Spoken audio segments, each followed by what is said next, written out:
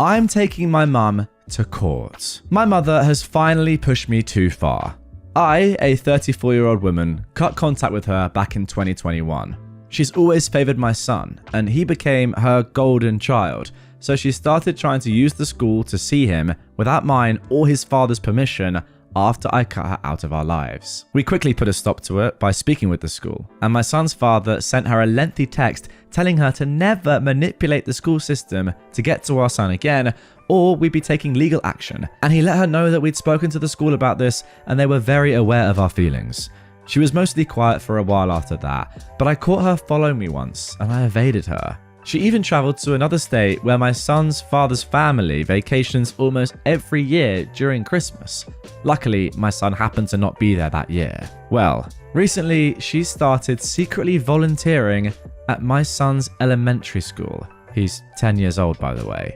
She lives over an hour away and didn't tell the school she had any familial connections there, since she knows that we'd spoken to the school about her antics a while back. We assume that she lied about her address to get approved since she lives so far away. Anyway, she somehow snuck out of the classroom she was volunteering in and asked another child to get my son out of the cafeteria and spent 15 minutes crying to him, telling him how unfair I've been and that she's never done anything wrong, that she has years of presents for him and he needs to come over to her house so he can have them. Worst of all, she told him not to tell anyone that she spoke with him or that he saw her. I felt like my mum was slowly calculating a way to eventually take him from the school. Now, my son's father and I aren't together, but we immediately banded together at this moment and spoke to the school vice principal the next day, and we decided to file an injunction. The temporary injunction was approved within an hour of filing. I was immediately in tears. I was so relieved. Our hearing is coming up, and the closer it gets, the more I find myself questioning what I'm doing. I know that I'm doing the right thing, but this situation just sucks.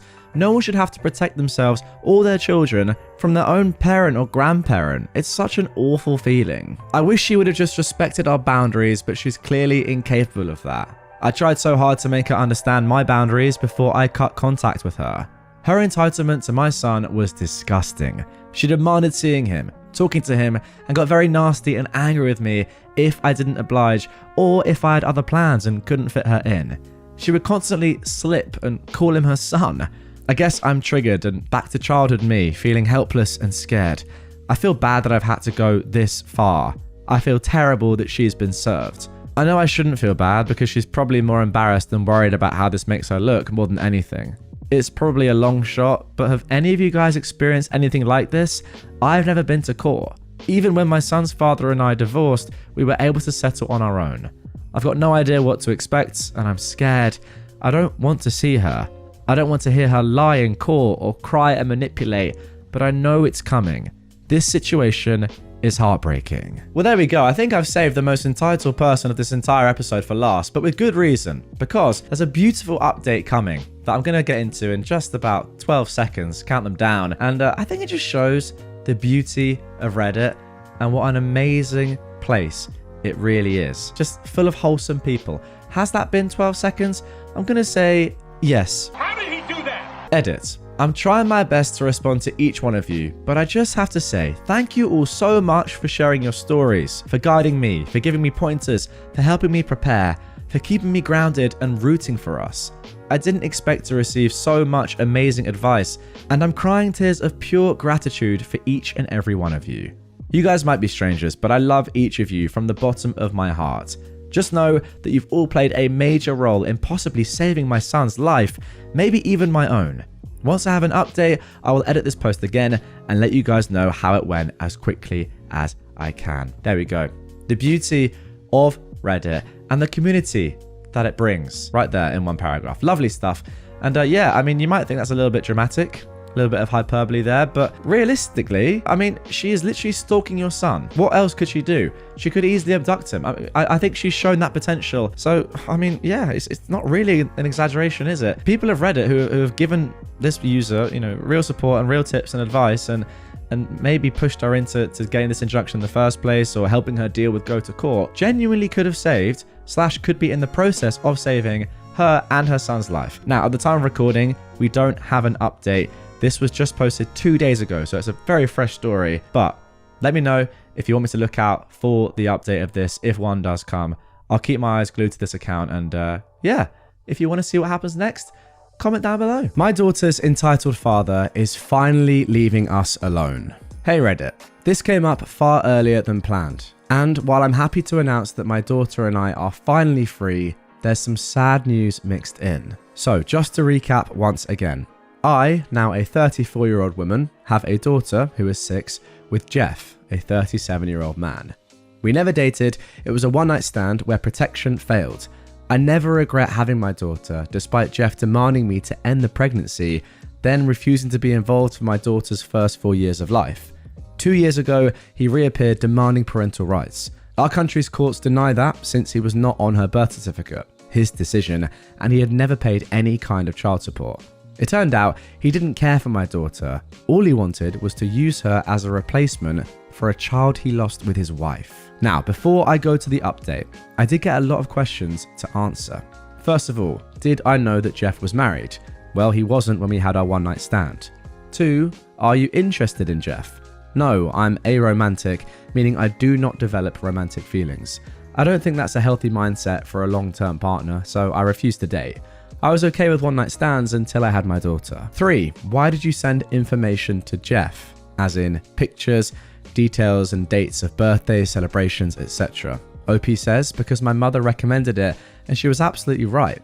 Had I not done so, he could have sued me for parental alienation. By trying to get him involved, I actually came out far better situated to prove that I'm not trying to keep him away out of spite, but because I truly think he's a danger. 4, why don't you talk more about your daughter's emotions and status? No offense, but I give just enough information on my 6-year-old. Yeah, I'm gonna say that's a weird question to ask for the emotions of a 6-year-old in a Reddit post. Okay, I don't think people on Reddit are bad, but this is the internet. I don't really need to speak in depth and details on my child's mental state or her actions. What I want to share about myself, that's fine. I'm a fully grown woman. My child, though, is another matter. I don't even post pictures of her on social media. All you need to know, for the people asking, is that she's happy, healthy, and has a father figure in her godfather. She's a normal, rambunctious little girl. And then finally, number 5, why was Jeff arrested? He got into a drunk fight. Assault charges. It's completely unrelated to my kid, but could have been used for custody matters. It ended up being unnecessary. Okay then, now let's get into the update. A reminder that this is posted just 22 days ago at the time of recording, and the previous final update in which OP's daughter's father sent a priest to harass her was 3 months ago. While our case is yet to be reviewed, we were scheduled for September 2025, Jeff's lawyer contacted mine to say they were dropping their demand for parental rights. About 6 weeks ago, Jeff formally agreed to drop any claims for rights or responsibility to my daughter. I know a lot of people are going to go all over, but what about child support or inheritance? Keep reading. It should explain why it's not worth it. My lawyer went over the documents to make sure it wasn't a legal trap of sort, and he confirmed that they were exactly that. He wasn't asking for anything in return, just to drop. I didn't question anymore, I just had it signed, and now we need to wait a couple of weeks to get confirmation that everything is done. Since both parties agree on this, it should be relatively quick to get it through the courts. If it sounds weird that he suddenly just gave up, I thought the same. To be sincere, I was half tempted to snoop around, but I was way too busy making arrangements. As some people suggested, I will be moving. I won't leave the country I live in, but I plan to move closer to my support system, my daughter's godparents. It turns out there's a property less than 5 minutes away from them on sale. There's no home built yet, so I've got a lot to do, but that is my intended new home. We also got not 1, not 2, but 3 dogs. The cat probably is planning my murder. So with all of these changes, I have to admit, I didn't have time to snoop. The thing is, the whole thing came to me rather than me needing to look. I met with Jeff's in-laws. It was pure coincidence. I was waiting on some things in a store and they were there. I'd met them in passing in that mess of a Christmas party last year, but this was really the first time we talked. My daughter was thankfully at school since the topic was heavy. They recognized me and asked if I could speak to them. I wasn't sure, but I decided to be polite and I offered to buy them a coffee. They were very nice, not entitled at all. They explained they were sorry for their daughter's behavior.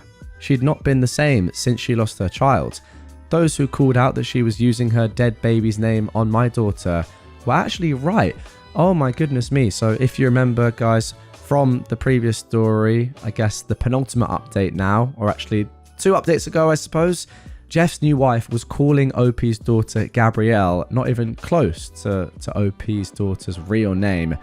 And this, I suppose, is why. I mean, to be honest, that is just actually incredibly sad. It makes me feel a lot worse for Jeff's new wife than I previously did. I thought she was doing it like massively on purpose, just out of spite, but maybe this explains it. Anyway, Jeff's wife's parents explained they just wanted to clear the air with me. I told them I didn't personally blame them, but I couldn't forgive their daughter, and she was a big worry. That is when things hit the fan. The mother started crying, and the father explained that Jeff's wife passed away. Self-inflicted. I feel like trash for the things I told them. I apologized, but they were very gracious and told me they knew I had no idea. We talked a little about her, about their grandchild. I found out what Jeff told me about how his child died was a lie. And now I don't feel so kind as to keep it wrapped up. He shook an infant because she was colic. If you don't know what that is, it's when babies just cry non-stop. I was angry. I'm still angry. No one should ever shake a baby to the point they pass away. That is just diabolical in my opinion. He had told me she just passed away from sudden infant mortality. It's a common thing here, unfortunately. Once again, guys, we don't know in which country this takes place. They talked about Jeff and how he swore up and down I would agree with his idea to have my daughter pass for their lost grandchild, and that would help their daughter. They were not really thinking straight, and I get it. Jeff's a charmer, and mix that with grief, it goes nowhere well. There were other things said, but the main thing was they didn't want any resentment on my part to their family or their daughter. I told them that I don't hate them or their daughter and how sorry I was they had to go through all of this. They gave me a picture of my daughter's half-sister.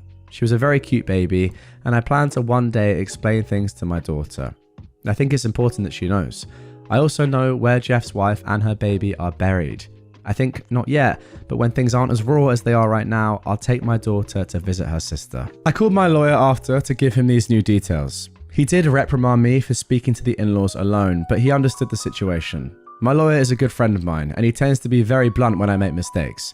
He promised me he's making sure that whatever ties could exist between Jeff and my daughter are fully cut legally. More things have come to light too. People were right. Jeff was pretty much lying to everyone, trying to paint himself as this saintly father that couldn't possibly be part of his one surviving daughter's life. A lot of people immediately judge single mothers here as homewreckers or prostitutes, so I had a few bad encounters with people throwing insults and threats my way. Another thing that came up, which was relatively recent, this was about 2 weeks before he gave up. Jeff began telling people he offered to marry me, but I refused, that I was always after his money. Thankfully, that one lie didn't go far with most people that know both of us, since I've made it very clear throughout my life that I'm never getting married, and I don't need his money. I got into a high-income job to care for my mum, and now my daughter. I don't really care for excessive luxury. His wife passed away not long before he sent the agreement that he didn't want anything to do with my daughter. It does explain why Jeff gave up. I still think he's the most horrible human being that exists, and an entitled, murderous idiot. He felt entitled to my daughter, he failed his wife, and killed an innocent baby. And I know he knows I'm posting this on Reddit, so if you read this, Jeff, I hope if karma is real, it gives you everything you deserve. I want to say more, but I don't want to break Reddit's rules. But yeah, here's the good news mixed with terrible news. I might update this post if anything else happens, but I want to believe this is over. I just want to close this chapter and look into a new start. And OP has also left a small disclaimer at the end of the post saying, I don't know how he got away with killing his child. I have no access to police records or the investigation. I'm not part of law enforcement or involved with any judicial entity. For people asking me for more information on it, I'm really sorry, but I can't give you a full legal case. I personally don't know how some people on Reddit get access to police records that easily, because I certainly don't have access to them. All the info I have is what I'm told by others, or what my lawyer can find. Okay, and there we go. That is the end of that story, at least for now. But to be honest, in my opinion, it does seem like that is the natural conclusion for this one. I just don't know sometimes with stories like this how to react. Like, this guy just has to be in prison. He's killed a baby. It's just honestly insane. Wow. Lost for words. Guys, get your thoughts on this entire story down below. Once again, if you haven't seen the original posts, I covered them all, as I said in the intro, in a separate episode. That is linked down below on whatever platform you're on. So make sure, if you still haven't, to go and watch that or listen to that, and that will give you all the context you need to formulate an entire opinion about what's happened. But yeah, I mean, it's just so sad, isn't it? I don't really know what more I can say other than it's just unbelievably tragic. I mean, to sum it up, Jeff killed his baby, then indirectly killed his wife. I don't know if it gets much worse than that. Just insane. Really enraged, crazy mother tonight. Now she's going to give my social security number and address to scammers. My mother has been losing her mind for a while now. She has several internet boyfriends she met on Facebook, all of them famous men and all of them needing money. She has spent thousands in cash deposits, prepaid Visa gift cards, Bitcoin ATM transfers, bought plane tickets, sent them pictures of her Wells Fargo bank statements. You name a scam and she's fallen for it. I've seen the messages with my own eyes. She recently called my brother and admitted she was broke and told, not asked, told him that he needed to fix it. She received a fake $10,000 check from one of these people and deposited it into her bank account and started writing her own checks to pay her bills. All of these checks have now bounced. I'm trying to catch them and make them right so she doesn't get fraud charges on top of being broke. Her utilities were turned off this week. I fixed it. She was so far behind on her mortgage that they were going to serve her with foreclosure paperwork last Friday. My brother paid the amount due to stop that process. She literally has $100,000 plus in credit card debt and has been trying to save the money for a bankruptcy attorney. I told her I would front the retainer. This has all happened in only the last 8 days. We're $5,000 deep in stopping the bleeding, and who knows what is still coming. We made her sign power of attorney over to us on Monday as a contingency for our help. She also signed a petition for voluntary conservatorship that will have to go in front of a judge. She swore to us she was done talking to these men. I personally took her phone and deleted the apps she uses to talk to them and the hundreds of different numbers they have been using to text her from. I blocked everything I could. She swore again that she's cut all contact and would not have anything else to do with them. Last night, she accidentally texted my brother from one of the apps I positively know I deleted. So my brother and I decided that she clearly can't be trusted and doesn't need a phone with apps or internet capability. She's like a dang meth head, and we have to blow up the double wide that houses her meth lab. So I bought her a jitterbug flip phone, the only thing I could get my hands on, and activated today. I activated it, I charged it, and I preloaded it with all of the contacts I can think of that she'll need for the next few days. Doctors, friends, both of her children. I took it over to her house, grabbed her iPhone and put it in my purse. And then I pulled out the jitterbug and told her this was her new phone from right now. She flipped her wig. She demanded I give it back to her. I don't have the authority to take it away from her. She needs that phone. Then she freely admitted she's been texting at least one of the men, the leader of the pack. Of course, she re-downloaded those apps. She's in love with him, and the heart wants what it wants. I told her she'll just have to keep wanting. She's not getting her phone back. She moved to lock the door so I couldn't leave. I beat her to it and ran out to my car. I pulled off with her standing in the driveway, screaming at me. I stopped at the gas station just down from her house to sit for a second because my hands were shaking. Evidently, this gave her enough time to get past me because she beat me back to my house. My husband let her inside and made my daughter go back upstairs so she wasn't actively watching this go down. I get home and she meets me in my garage. I want my phone back, just over and over. I kept telling her no and that she needed to leave. She refused to leave without her phone. I said I'd call the police. My daughter is here and she's being erratic and she needs to leave. Finally, my husband convinced her we needed to go outside for this conversation so my daughter couldn't hear it. We go out on the front porch and this woman spit straight up venom at me for 15 solid minutes. I'm the greatest disappointment of her life. She wishes I was never born. She should have let my abusive ex-husband beat me to death instead of loaning me the retainer for my divorce attorney in 2017, because that is why she's broke. You name it, she said it. She even threatened to beat me senseless with her cane. I just kept telling her I was sorry she feels that way and I'm not giving it back, so she should leave. She finally said that she's going to make sure she gives my information to all these scammers I'm so worried about. My social security number, and my address so they can show up at my house and tell me how they really feel. And she is not responsible for whatever happens next. And then she finally left. I came inside and literally sobbed on the bathroom floor. I have been for a couple of hours now. What kind of mother tells their kid she wishes their abusive ex had succeeded in beating them to death? What kind of grandparent threatens to give out the address to the home that her grandkid lives in? I've long been suspecting some early onset dementia, and we literally had a neurologist appointment tomorrow after waiting 3 months for it. That's the thread I've been holding on to. This isn't my mother. This is the disease that's been eating her brain. She says she's not going now. I wonder if she'll still show up for the bankruptcy attorney appointment she has tomorrow that I'm supposed to be fronting. She was absolutely like an unhinged, raving addict. Just give it back for tonight and I'll give it to you in the morning. She told me she has one of his 176 numbers memorized and will just call him as soon as she gets home. She wasn't bluffing. She did add a new contact with his name, but I deleted it from the parental control app already tonight. She also said she hopes this new phone has long distance because she will stay up all night calling China so that my bill is high. I'm ready to just hand her back the dang phone and tell her to go jump. You won't get another penny from me, so don't call me or mine for another dang thing as long as you live. When these bad checks keep bouncing and they come after you with charges, I don't care. When your utilities get turned off again, sit there in the dark and use your love for this fake bar internet boyfriend to keep you alive. And when your house goes into foreclosure again, I will wave at you and your little shopping cart full of trash when I drive by you on the street.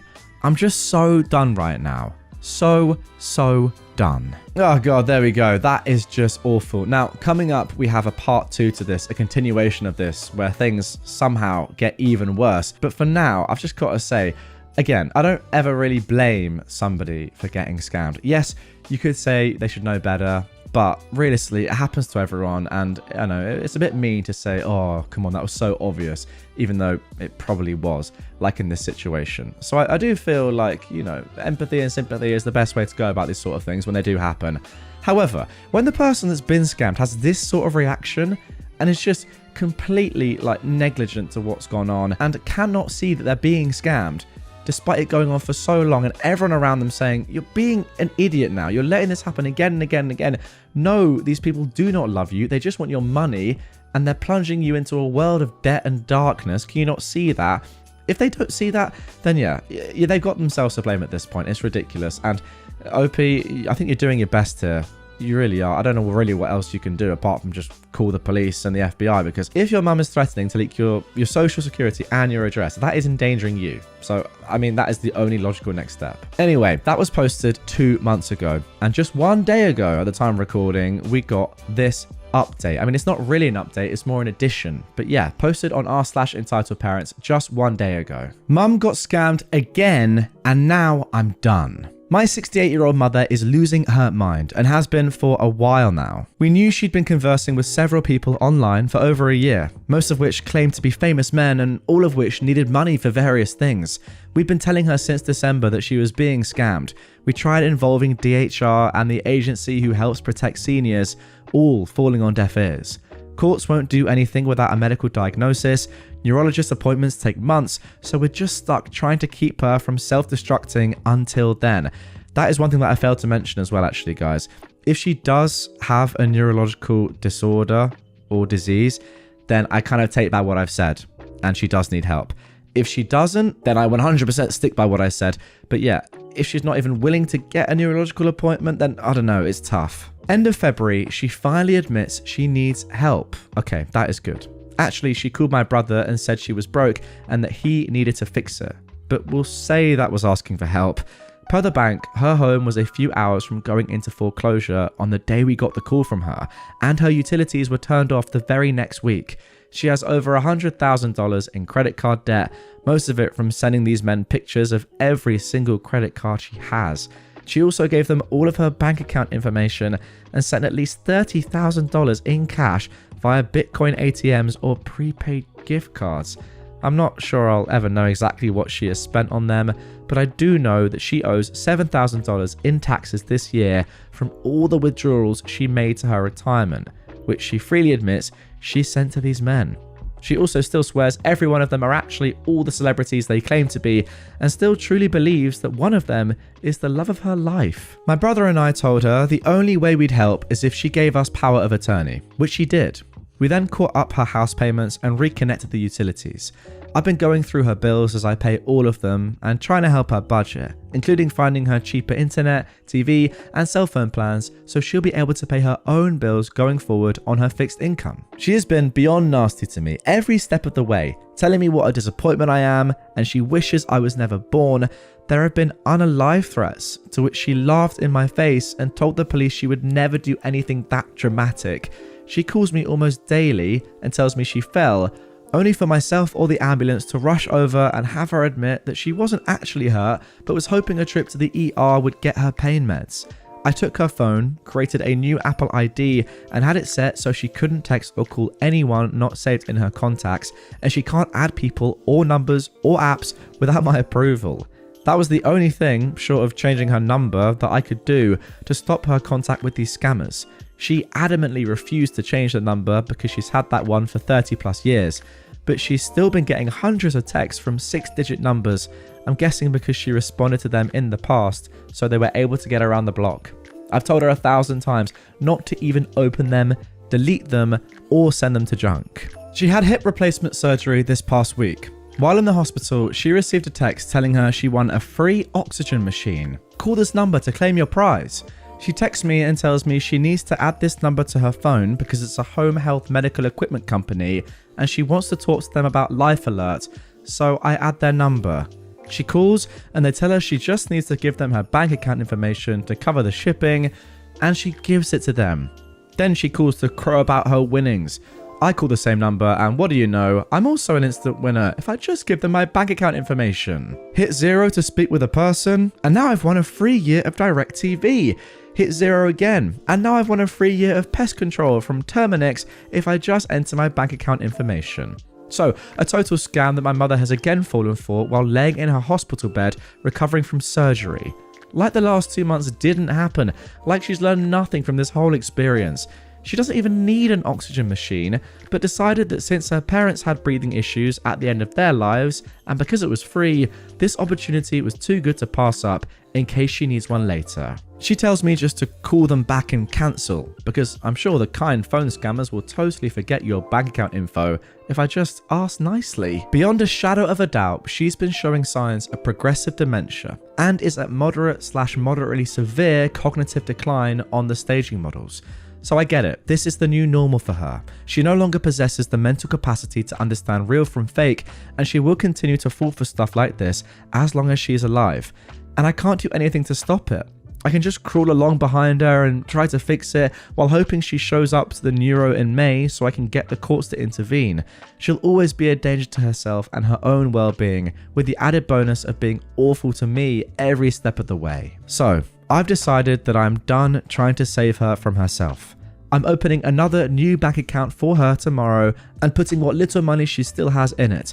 I've turned off all the automatic payments that have been coming out of my account, and I'll be turning off all of the parental controls that I'd established on her electronics. Then I'm telling her, good luck, don't call me when you're on fire again, and then I'm blocking her on my phone. My brother and I believe she'll be in a mess again by the 4th of July. Her problem, not ours. I've had a heart issue for 2 years now. Inappropriate sinus tachycardia that isn't responding to medications. Both of my cardiologists have told me that stress is exacerbating my condition. I've lost 25 pounds over the last 3 months, which I'm also chalking up to stress. I literally cannot explain the peace I feel in my soul tonight, knowing that I've done everything I could for this woman, and now I just get to be done tomorrow. It's complicated and sad and frustrating because, oh, how I've tried to help her, and I know how this will end, but it's also very calming to know that I'm done. I am free. Well, I guess ultimately my reaction to this is that it's just really sad, really. I mean, if this is down to dementia or some sort of cognitive decline or, neurological disease that your mum now has, OP, then I don't know, it's sad. I mean, I could just say that, oh, it's such a shame that scammers like this exist and we need to crack down on them. ultimately they're always going to be around, and there's very little you can do, I think, to stop them, given that, you know, the majority are abroad. But I mean, maybe it's just one of those things where the government in whichever country this is taking place in has to, I don't know, create some sort of new scheme or just create more protection or put something in place to help elderly people in these sort of situations. Then again, like, what are you supposed to do when your own mum is refusing to go to neurological appointments that would then allow her to get the help that she needs? But then again, is that her fault because she has this disease in the first place? It's really, really tough. From your perspective, OP, I would say that it's hard, but could you not just like go one little bit further and just like force her to go to this appointment and then be done with it? I don't know. I mean, clearly this is having a massive impact on your life anyway, and it's easy for me to say that sitting here when you're the one that's lost 25 pounds because of stress and has a heart disease. What do you think? Get in the comments down below. Is OP correct at this moment to just say, you know what, I've tried all I can. This is having a real detriment on my life now. Not just my mental well-being, but my physical health as well is seriously declining. Should they do what they've done? Or could they just go a little bit further, get it done, and then be done with it? Because I just worry for your mum. It doesn't seem to me as if she's intending any malice by this. She's just in a terrible situation and is being exploited. But yeah, let me know what you think down below. Very, very tough one. Am I the jerk for telling my father that I don't care how nice his new girlfriend is, she'll never be welcome at my home? I am a 33-year-old woman, and my father, who's in his 60s, can't keep a girlfriend for long. My mum divorced him when I was a child, and since then, he's had no interest in remarrying and settling down. Today, his relationships don't tend to last much longer than a year. I'm married with 2 kids, an 8-year-old boy and a 4-year-old girl. Because I don't want them to get attached to a new step-grandma every few months, I laid some ground rules when my son was born. My father wasn't allowed to introduce any new girlfriends to them until 6 months into the relationship. For most of my kids' lives, we had no problems with that. Then came my father's girlfriend from 2022, who was an absolute nightmare of a person. My kids only met her once, but it was enough for me to consider her unsafe to be around my family.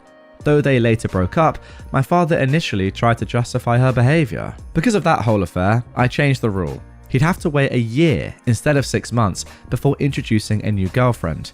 If he tried to do so before that, she'd never be allowed to come to my place.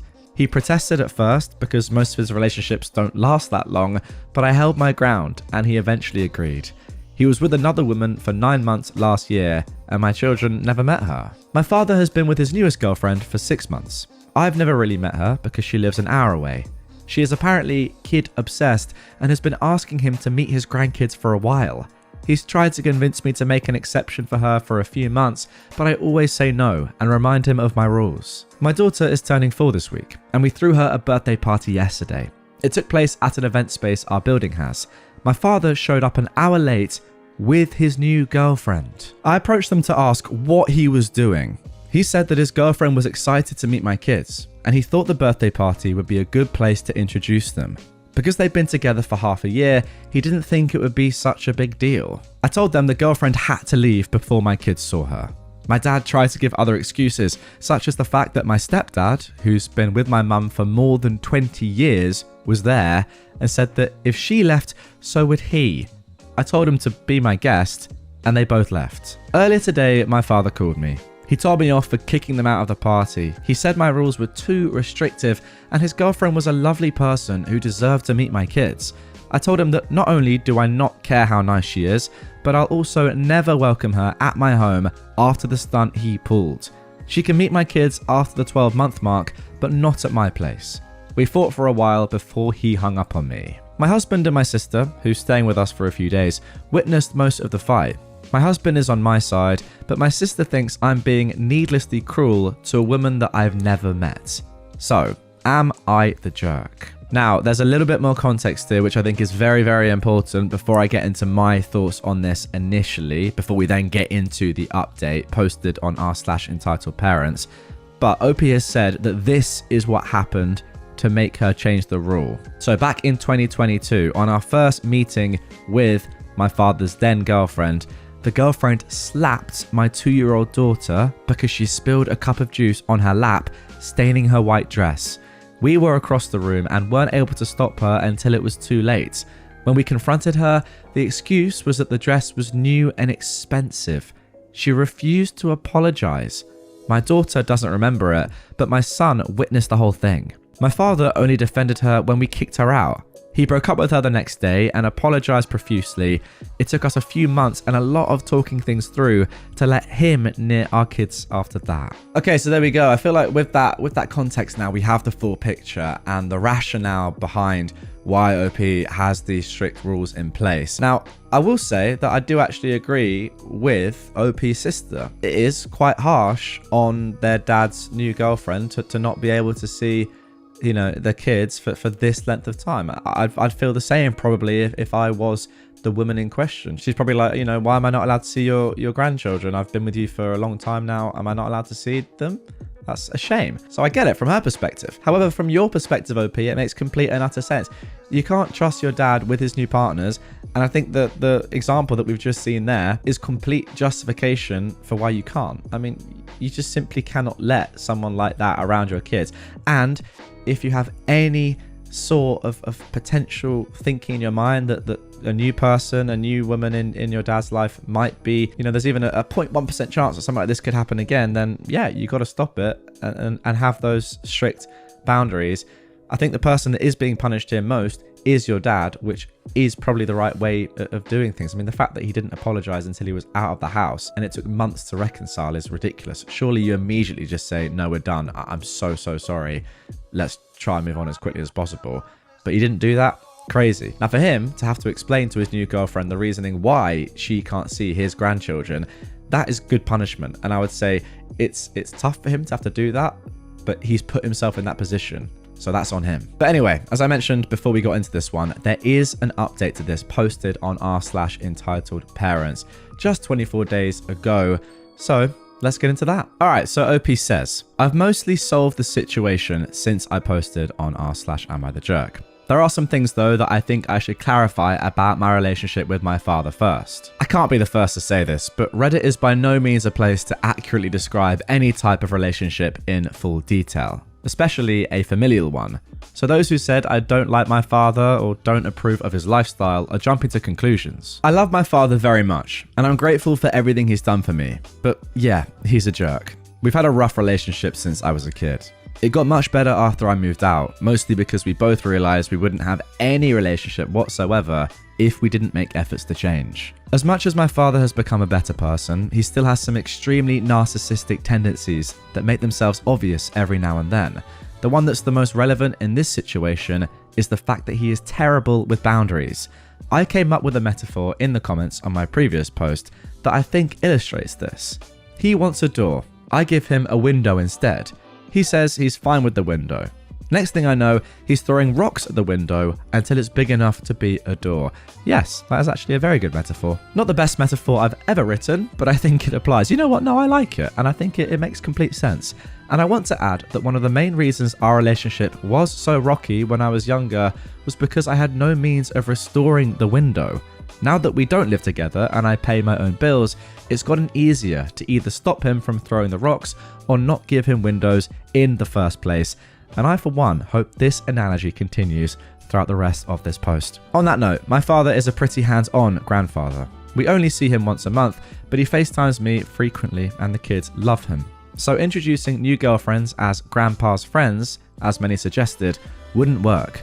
We tried it once and they blew their cover in less than an hour. I didn't even think of that, but yeah, I guess that probably wouldn't work. Also, it's not that I don't approve of my father's lifestyle. I simply don't care. I'm 33 years old. I have a job, a husband, and 2 children. My father's dating habits are neither my business nor my concern. He can date anyone he wants for as long as he wants, as long as everyone is over 18 and not a complete monster. What I do care about is how this affects my children. I've been dealing with my father's revolving door since I was 10. Back then, his relationships tended to last at least 2 years, but it still took a toll on both me and my younger sister. The first woman my father dated after the divorce was insane and ruined my childhood.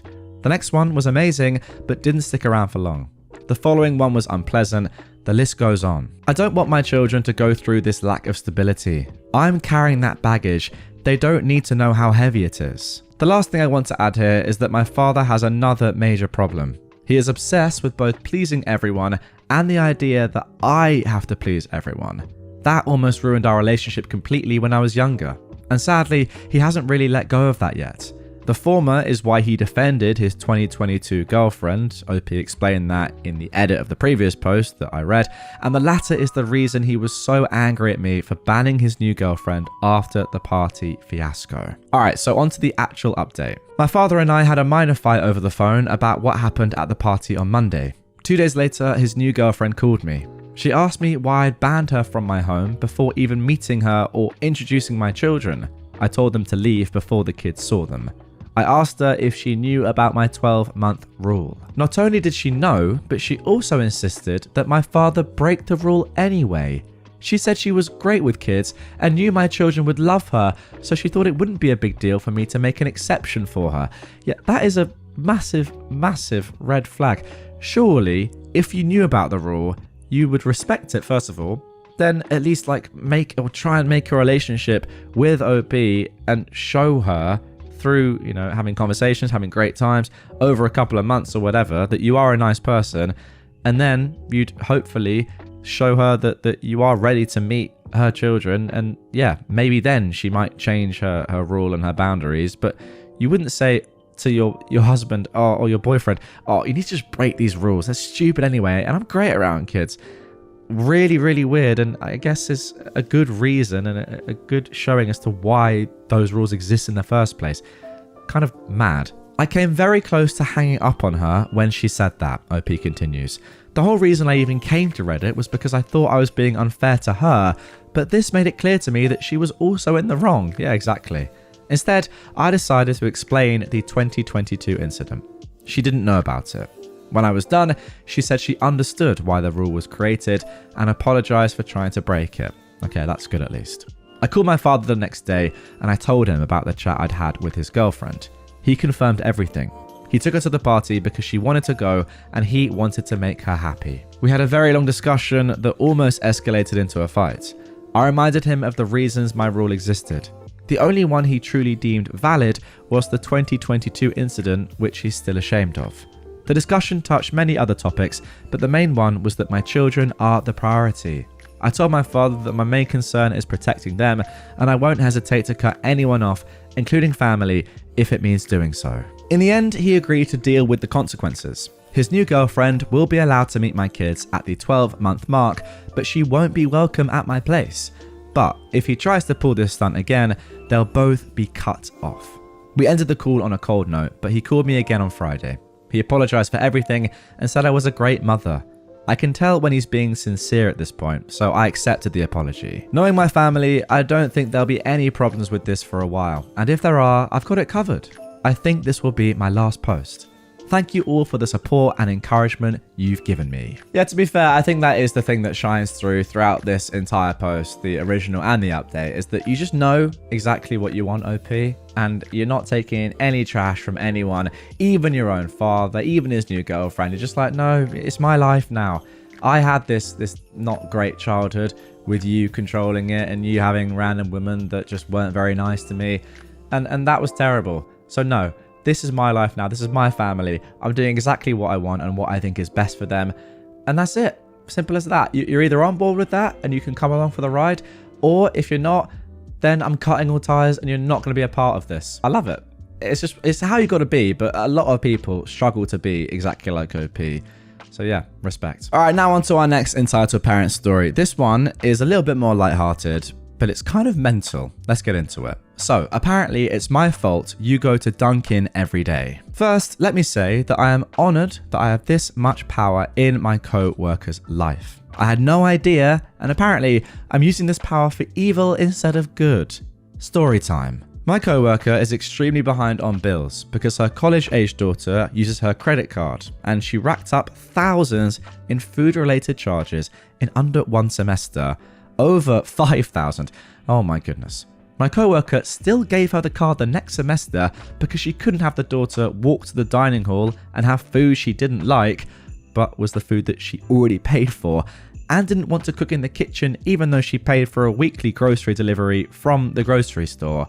But, I'm not a parent, so maybe I don't understand. Anyways, my coworker is looking to save money. I wonder why. I grab coffee daily from the lunchroom. Basically, it's hot water that I add my own stuff to, coffee and creamer. Well, herein lies the problem. My coworker keeps forgetting to buy the coffee she needs, and I'm not sharing my expensive coffee with her. I draw the line.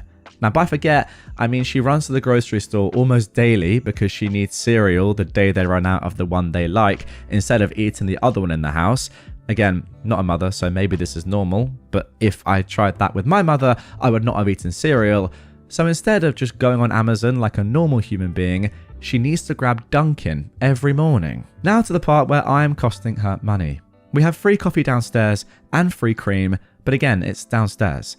This coworker walks by it every morning when she does remember to bring coffee, but she forgets to grab the cream and messages me saying that she's too tired and doesn't know what she's going to do. The thing is, I have cream at my desk. My cream is not the same as the downstairs cream. You see guys, I buy my cream in flavors in the single serve variety, in larger quantities because I'm horrible at remembering to buy it, so I stock up. Theoretically, yes, I have extra, but the guilting text came daily for weeks, although she never outright asked. I always said, well, hey, just grab some downstairs. She told me that because she doesn't have cream, she now just stops at Dunkin' every morning. So because I won't share my $50 worth of cream, she's now telling me she goes to Dunkin', which she can't afford.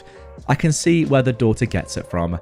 I figured you guys needed a laugh. Okay, now that was just absolutely ridiculous. If you're too lazy and too unorganized to do the most basic thing and buy yourself coffee and cream, then you don't deserve it. And also, you know exactly what you're doing by sending these texts. You're just too much of a loser to say, oh, can I just borrow a bit of cream, bit of coffee one day? I'll get my own the next time. I feel like if you just did that and accepted that you just forgot and you don't have any with you and you would really love some nice coffee and you'll get it the next time, you might even get it back for OP the next time when they're out, then I feel like OP would say, you know what, yeah, fine. But if you're doing all of this every single day for months on end, and we're not going to get into the parenting side of things here, but the way that you're treating your daughter as her mum is kind of crazy. Like, not even punishing her at all for racking up over $5,000 of credit card debt, and instead saying, nah, just keep paying it, I'll deal with this. Yeah, insane. I don't know. I feel like OP is the sort of person who would say, you know what, yeah, I've got you this time, don't worry. But not with somebody like this who is just, yeah, beyond helpless. Now for our final entitled parent story of this episode. Entitled parents think they own my apartment and had no regard for boundaries. I remember when it was my brother's graduation and my mum insisted that I attend family events. I had just finished freshman year and gained 20 pounds from depression and isolation. I thought about transferring colleges and giving up my scholarship because that is how much I hated my college. Nevertheless, I attended his graduation because my mum insisted. I stayed at his place for a week before my mum joined us from another country. I started shedding a lot of hair from stress and depression, but I had no idea. Since I was sharing space with him, I had little space to put my belongings.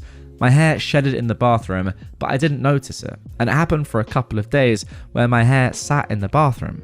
Without warning, my brother aggressively pushed me to the ground and started yelling why I didn't clean up. He also screamed again because I spread 2 books, a laptop and snacks on his desk to work on my transfer essays. He kept pointing at my thighs and laughing. The whole graduation trip, which I came for my brother, turned into emotional scapegoating. I told my mum about this, but she shrugged and said, his place, his rules. I failed my college transfer, was extremely exhausted, and I suffered 4 years of college. Now fast forward 10 years and he got married. My brother and I were not on good terms and we'd stopped talking. I have my own apartment and I've always avoided family problems when my mum visited me. Now, she brought with her my brother's wife because she was working in my neighborhood and decided to tag along. I told my mum in the lobby that I don't welcome her, but she brushed it off and said, come on, she's just family.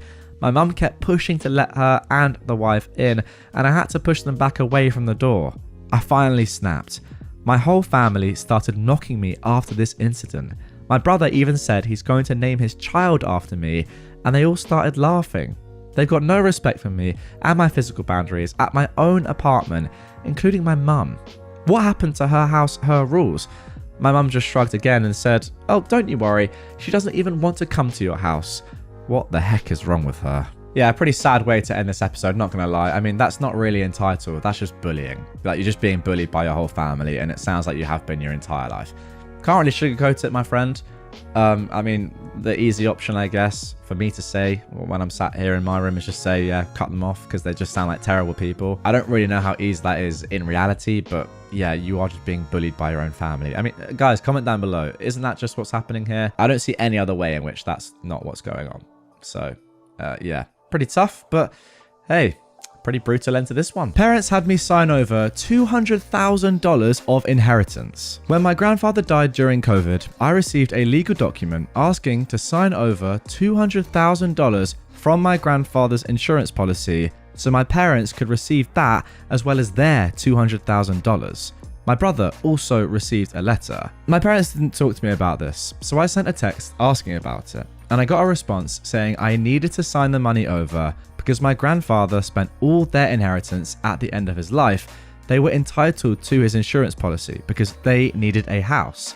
I did, and now I regret it. I tried to speak to my brother about it shortly after I signed, and he immediately told my dad, and I got a nasty email from him saying if I didn't move on from it, the relationship would be irreparable. It was very hurtful. My parents ended up buying a really nice house and are set for life. They've treated me pretty badly ever since too. My brother helped sell everything in my grandfather's house and the actual house as well, and I'm sure he got money because he also bought a house during this time. My brother was very abusive to me during this, micromanaging what I took. My father put him in charge of his estate, saying I could only take my grandmother's clothes, but I'm not allowed to sell any of them. My grandmother had died 10 years prior. My brother actually screamed and yelled at me one day because I went to get her clothes without asking permission. So he locked me out of their house, then accused me of weird things like stealing stuff after he'd locked me out. At the time, I decided to detach myself from the situation as it was causing emotional stress, and this was during the COVID lockdown. Now, I've been having difficulties finding a place to live. My son, husband, and I keep moving into moldy apartment after moldy apartment the last few years. It never ends. We cannot afford to rent a house, and we're struggling. My parents, though, don't want to hear my struggles. They get mad and gaslight me like I'm making these problems up. Our last move 2 weeks ago was from rainwater coming through the ceiling. I talked to my mum yesterday, and she was saying that she didn't understand why we moved and said she felt sorry for my husband. I went off on her, and I brought up the money for the first time. Then I hung up on her. It's been almost 4 years, and only last year I realized what a terrible mistake I made. I don't know what to do except just completely detach from them. I sent my aunt a message, who also received $200,000 and was well off beforehand, asking why I was asked to sign the money to my parents. It was their decision, and no one has had the balls to explain it. So am I wrong to even bring it up now? Oh, what a tragic start to this episode. I mean, that is just brutal. I don't think anything can be done. I don't think you're wrong to bring it up now and to get some form of emotional justice, I suppose, by having people tell you and you now finally understanding, OP, that what happened was horrible and so unfair. But in terms of like the legalities of this, I feel like unless you can prove that you were forced to sign this over under duress, there's nothing you can do. Like, your parents just played you. They manipulated you. I can't quite believe it, but yeah, legally, I think you're in the mud. Listen, cynically, I could sit here and say, what were you thinking by doing this? But, you know, you're a kid and your parents are your parents. Throughout your entire life, you're told, like, listen to your parents, they know best. And you were probably just doing that. But I don't know, maybe you're just being naive or just didn't understand the brutality and the truth of the situation. But my goodness me, you know what, maybe it is worth getting a lawyer involved just to see what could possibly be done. I hope for your sake that something can be, but I just don't think it can. Now moving on to our second entitled parent story of this episode. My entitled mum wants me to pay my creep stepbrother's student debt. I am a 29-year-old woman, and I have an older stepbrother, Chris, who is 42, who's been a nightmare since the day my mum married his dad. Let me give a bit of background. Our parents married when I was 4 and he was 17. Both our parents were widowed. After their wedding, we moved to the US since my mum had American citizenship through marriage. I was born in the US too, but after my dad died when I was 1, my mum and I moved back to Colombia. Stepdad got his residency through marriage, and my stepbrother because he was a minor. Now, my stepbrother wasn't a big fan of me. My only memories of him are just constant bullying. He'd be left in charge of me since he was studying locally and lived with my parents, but mostly his babysitting really meant things like locking me in the guest bathroom or the shed outside. He'd steal my lunchbox whenever he was the one who dropped me off at school. He even began to harm my pets. I have an old cat that has been with me for almost 22 years. He tried more than once to run her over with his car.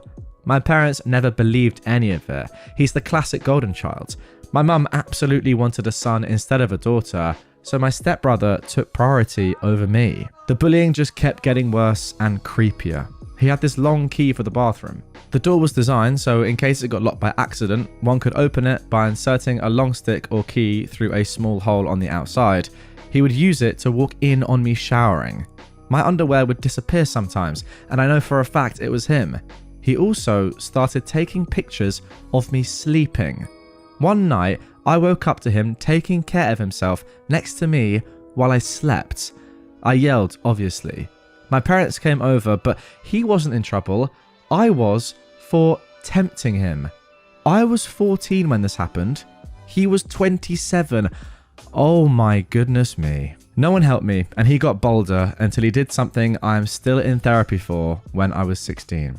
It got to a point where I called my biological half-older brother, Sam, who is a 48-year-old and son of my biological father's first wife, to see if I could live with him and his wife, Sandy, during my last 2 years of high school. When Sam found out what was going on, he confronted my mum. My mum didn't care and just told him to take me so long he never asked her for money. Done and done. My brother and his wife became my legal guardians and took me in with my cat and the old family dog since I didn't trust leaving any living creature with Chris around. My parents never checked on me. My extended family from my father's side knew what happened and they immediately got together to ensure that I could finish school well and go to college. I don't know my maternal family at all. Thanks to my paternal family, including Sam's mother and her family, I got my bachelor's and master's, had no student debt, and I work as a nurse practitioner. I still live with Sam, his wife, and their 2 kids, and I pay a small amount of rent. Neither Sam nor his wife expected me to pay anything, but that is the least I can do for the 2 people who have taken care of me for 13 years. Now, for anyone wondering why I haven't moved on, it's incredibly expensive where I live, and Sam insisted that I stay with them until I save enough to buy my own home. Things seemed okay until my mum messaged me recently. She'd not messaged me since I was 18 when she told me she no longer had any responsibility to me. In this message, she sounded overly friendly, telling me how she missed me and asking how I was doing. I was a bit creeped out, but I decided to be nice, telling her about what I'd done since leaving her care. She seemed very interested, since apparently she knew I was a nurse, but not what kind I was. She began asking me about my salary. I didn't tell her anything about it, but that it was enough to pay the bills. My mum then began texting about Chris and how he was barely making any money due to his student debt.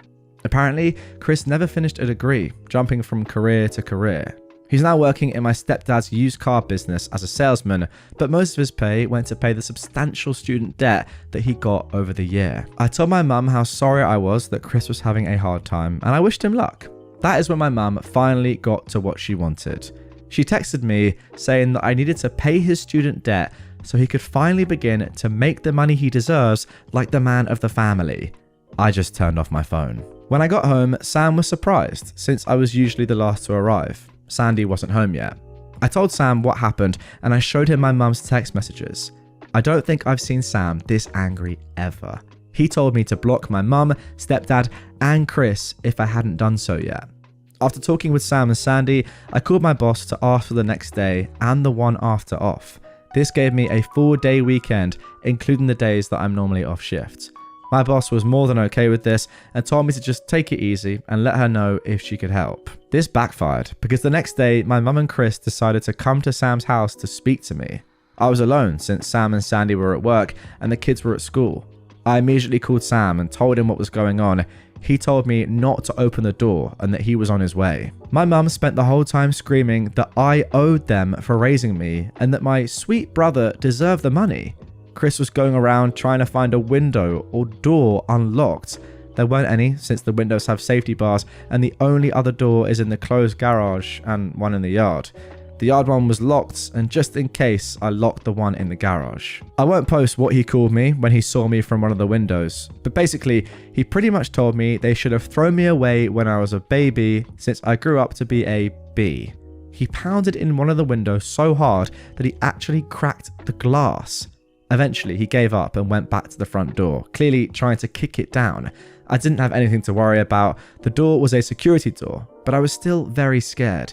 Between yelling, threatening, pleading, and insults, I finally heard Sam screaming to them to get lost. I only saw things from the window. Sam pretty much dragged them both off the porch.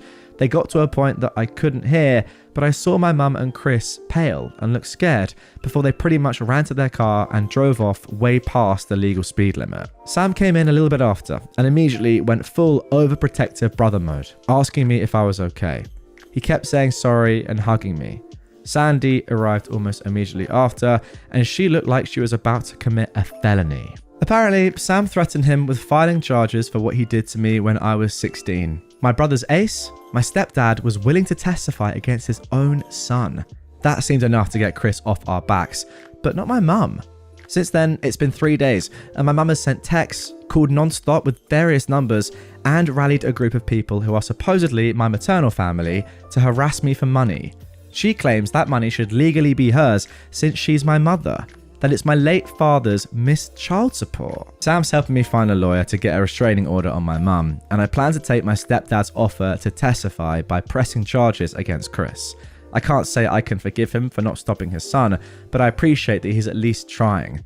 I don't know the details, but Chris did something to a relative of his dad, and since then they had a really bad fallout. I took my boss's offer, and I'll be on vacation for a few more days. But here it is. My vacation days are getting eaten up, and my therapist might need a therapist after. Thankfully, my dark sense of humor and supportive paternal family are keeping me somewhat sane. Oh my goodness me. Now, I thought the first story was pretty bad, but that was just money. This is way, way worse. I mean, look, getting financially ruined by your parents is one thing, as we saw in the first story, or them stealing money from you, in effect, is one thing. But this, the horrible, traumatic stuff that has happened to you, that yeah, as you say, is the reason you're still in therapy now. Then the money on top of that, goodness me. I mean, this is just worse. Wow. I mean, let's just focus on the money for now. Yeah, with that, I guess just make sure that you have security measures put in place to make sure that that can't be taken from you. But that's just a minor thing, I feel like, at this point. The rest of this stuff is just insane. These people aren't just entitled, they're literally like disgusting. Worst of the worst, should be in prison sort of level. Let's be honest. I mean, there is some illegal stuff here that's happened. That's kind of clear. I will say it does sound good that you have people now that you can actually trust. Sam and his family. I mean, that's just brilliant that they're coming in and helping you. It's about time, is all I'll say, because your mum and your stepbrother are two of the worst humans that I've ever come across. Now for our final entitled parent story of this one. My mum stole my money that I've been saving for a month. I've been working every single day for a month without a day off because I wanted to go on a vacation with my friends after graduation. I worked so hard for this. I was saving cash in my drawer, and there's a lock on it, so wherever I go, I take that key with me. But today, my stupid butt forgot the key on the dining table. I went to the bathroom to shower. Nobody was home except my mother and me. My siblings were at school in an exam, so when I finished showering, I saw the keys at my room and I didn't care. I thought maybe I'd moved them before I went to the bathroom. Then I prepared my desk to study. When I finished studying, I thought maybe I could go and hang out with my friends. So I opened my drawer and the money was gone. All of it. Nothing left. So obviously nobody's home except me and my mum. I confronted her as calmly as I could. And I said, "Did you open my drawer?" I swear I noticed her hands were shaking and she said, "No, I didn't." "Why?" I said, "Well, my money's gone."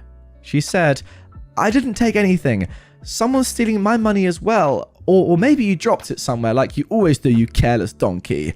I replied, "Well, if someone's stealing your money, why would you take mine?" "You don't dare talk to me like that. I'm your mother. Close the door and get out of my sight before I pray that you fail your exams. What are you going to do with money anyway? You're still young. Money comes and goes."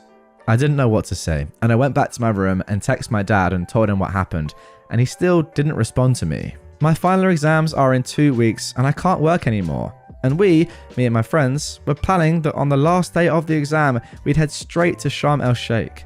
This is the first time in my entire life that I feel so helpless and betrayed like that. After graduation, I'm going to move out of my parents' home. Even if I become homeless, I don't care anymore. And there we go. That is going to do it for the final story. What I would say to you, OP, is yes, clearly you've got to go. You just do. It's going to be tough, but I think you just have to. When you do move out, though, make it clear to her that you want absolutely no contact with her. Look her in the eye and tell her that. And then go and live a life with people that you can actually trust. Because, you know, if your own mother is doing this to you, how can you ever have a relationship with her? It's impossible. Can you call the cops on her?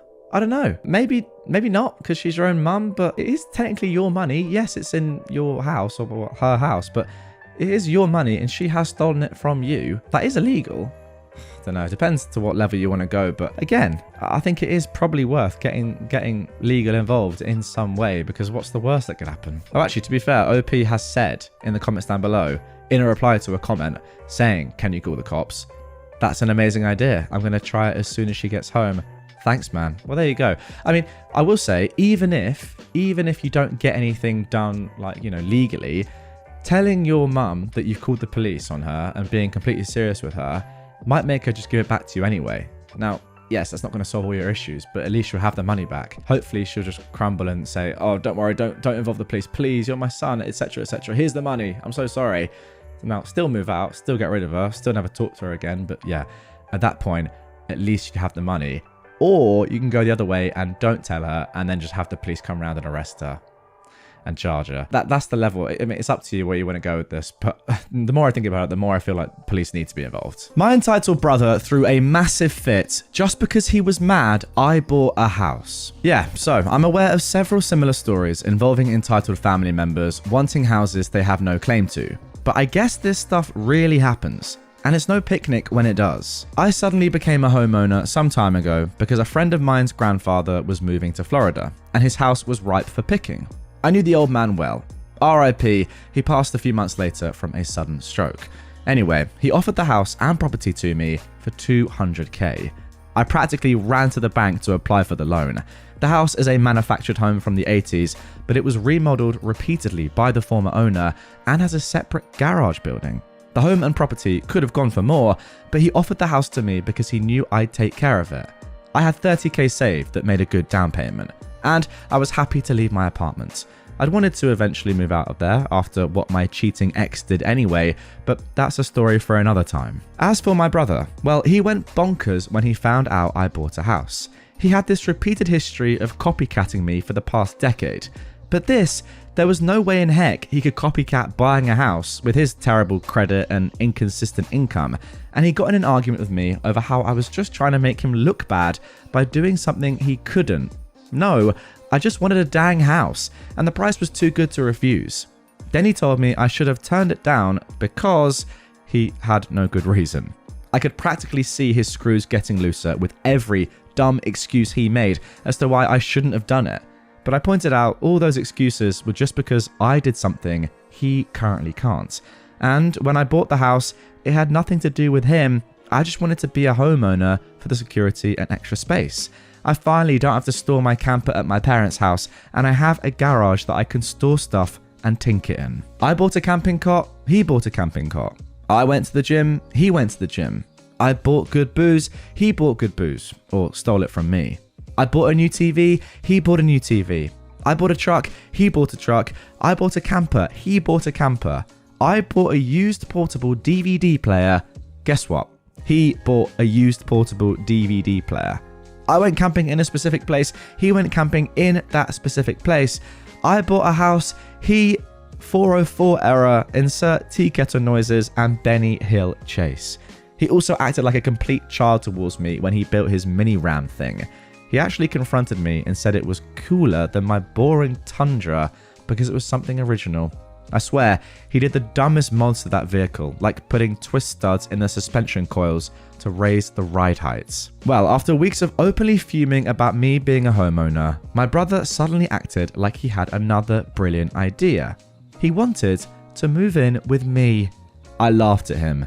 Then he ended up demanding that I rent one of my rooms to him, and for only $200 a month, utilities included, because he shouldn't have to pay any more than that since we're family. He flipped his lid when I said, "Frick no." Then he got our parents involved again. Only this time, they actually sided with him at first, though it was mainly our mother. She and my brother showed up, demanding I let my brother move in, and my brother had a poop-eating grin on his face that I could tell he was thinking he was getting his way thanks to Mummy Dearest. I said, "F no" to both their faces, and my mother cried that I was using foul language to her and being a jerk when I had the space now. I called my dad, and he told my mum that he'd warned her I wouldn't do it, and to leave me the heck alone. Mum whined that my brother was living out of his camper next to a shabby house he was renting space from. But I said that wasn't my problem to fix, and my brother has proven countless times that he cannot be trusted. My brother was fuming to the point of being red with veins popping out. My mum tried one more time to convince me with tears, and that just made me angrier. I went on a rant that was something like this. Bro can't buy a house, so he wanted to invade mine. I refused to ever live with my brother again. I would sooner live in the woods without electricity than with him. He's intentionally irritating as heck, and if I had him as a roommate, I just knew he'd steal my booze, take my stuff, and invade my privacy non-stop. Not freaking happening. No matter how many tears Mum tries using on me. My mum broke down and finally conceded that she'd never convince me after that rant. And she had to take my brother by the hand and leave with him because he initially refused to go and kept begging her to turn back and make me let him move in.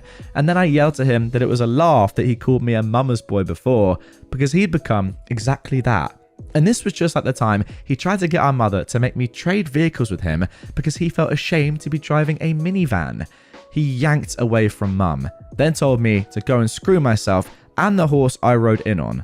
I laughed and pointed out I didn't ride in on anything because I was already home, but his rattle-can horse was waiting for him in the driveway. He flipped his lid again and looked like his head was going to explode, but Mum got in front of him and told him to just go. Then he drove off in his rattle-can Silverado without her. He'd driven her there, so then I had to take her home. While taking her home, I made things very clear with my mother over why I could never trust my brother again, and his life was not my burden to bear. And then I told her how little my brother was offering for rent anyway, which he'd conveniently not told her. Then I later rented that same room to one of my best friends for $600 a month, and he pays for utilities. The other 2 rooms are my bedroom and a home office. There's an extra room in the separate garage too. So, my mother tried to make me let my brother live in the garage instead. There's enough room in its storage room for a bedroom. Again, I said frick no, and that's since been turned into another friend's rented room with a bit of plywood remodel. Yeah, I kind of rented both the spare bedroom and garage room out to friends out of spite, but I wasn't letting my brother live with me in any capacity. And also, to be fair, if you are able to do that and then make some more money, why would you not do that? It's so good. Yeah, you have the spite on the one hand, but also you're making money to pay back your mortgage. It's brilliant. And you don't have to live with your brother. It's a win-win-win. My brother later ended up having a complete meltdown in front of our parents over how he's the older brother. He should be the one who owns a house first. He's supposed to be successful, and I'm supposed to be the big loser in his shadow. Our dad poked him with his cane and told him that's not how life works, and they had a big argument. They told him to get out and not come back until he's cooled off, and learn that he's just being a pointlessly jealous jerk. Now, the next part I post, my brother did the dumbest thing of all. Okay, so there we go. Don't worry, we are going to get into that second story, but just off the rip, after looking at what I've just seen there, what a terrible person your brother is. I'm thankful, to be honest, that your dad isn't in the same vein as your mum and enabling this behavior. You can definitely see where your brother's got this entitled mentality from. It's definitely not from your dad. But yeah, I'm happy that at least one of your parents is sane. I think this is just typical golden child syndrome. He feels like the most important person in the family for some reason. Maybe he has been enabled in the past by your mum, but yeah, the quicker he learns that that isn't the way the world works, and your dad's right, like poking with the cane again. It doesn't matter how old you are. It's about what you do in your life and how successful you've been, and if you have the money to buy a house, go and buy a house. I mean, you can buy a house at 18, you can buy a house at 90, you know? It doesn't matter. It really doesn't matter. If you got the money, do it. There's no rite of passage. There's no, oh, I'm older than you, therefore I have to buy a house first. If you had the means to do it, you would have done it. But you didn't.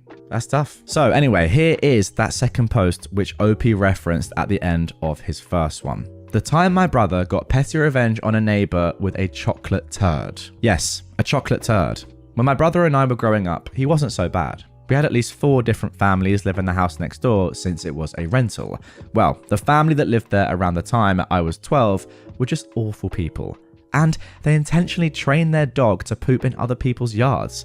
My dad hashed it out with them many times and even threatened to call the cops. Now, the kids of these people were also brats. They were 2 boys like us and of similar ages. They stole our bikes for a joyride since they'd broken theirs.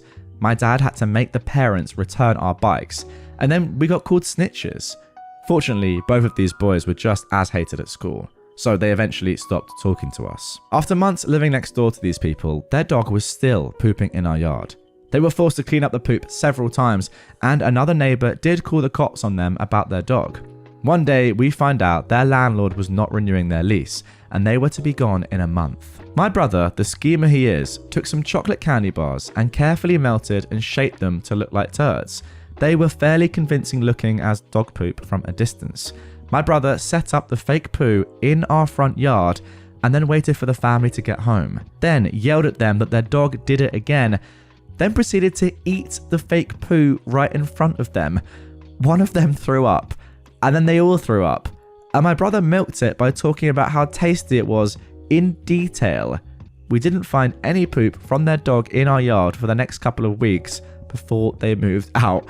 That was really not what I was expecting, but wow, phenomenal from your brother, I suppose. Although really quite weird, to be quite honest. Okay, so yeah, a slightly different second story to the first one there. And I've got to say, I put some respect back on your brother's name after that. That was good. Now, again, I've got to say, a little bit weird. However, at least it's like funny rather than just going crazy and saying, oh, my brother's got a house before me. No, I want that house. I want to move in for next to no money. That is more enjoyable and a good prank. Imagine seeing that, not realizing obviously that it's chocolate, and seeing your neighbor eating your dog's poo off his front lawn. That's going to really mess with you upstairs, isn't it? And yeah, beautiful right there. He should be doing more of that, your brother, OP, and less of the first story. Anyway, we've got time for one more post. Let's get into it. To the 2 entitled brats that disturbed a flight from Iceland to Canada and caused a delay, I hope you're banned for life. I was on a recent flight from Iceland to Canada, and minutes before takeoff, literally as the hostess was doing safety demonstration, a girl jumps out of her seat and interrupts her to tell her she forgot her purse in the airport with her passport in it, asking if she can just go and get it. She was hyperventilating. The hostess asks her to sit down and calm down, and she goes to inform the crew. Then another crew member comes over, and lo and behold, the story changes into, no, I have my passport, but I need the purse because I have medication in it. Okay, immediately, I have massive doubts over this.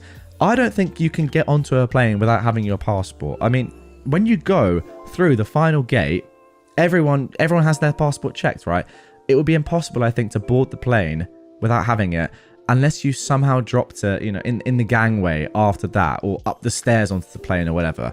I think it'd be extremely challenging, almost impossible actually, to get on a plane without your passport. Anyway, the story continues. They ask her what type of medication. Maybe they have it on board. But then she snaps back at them, telling them it doesn't matter what medication, and that she needs her purse, full stop, and she can't have this conversation right now.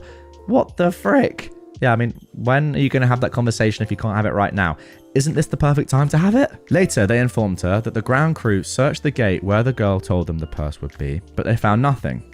Then it got worse when her brother jumped, screaming at the crew, saying he can go and look for it. We were literally in take-off position, away from the gate.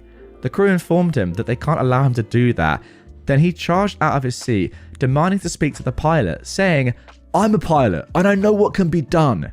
The audacity. So after 45 minutes, the guy comes back, grabs his carry-ons and his sister, and left the plane after making a pathetic little speech saying his sister could not have survived the flight without the medication.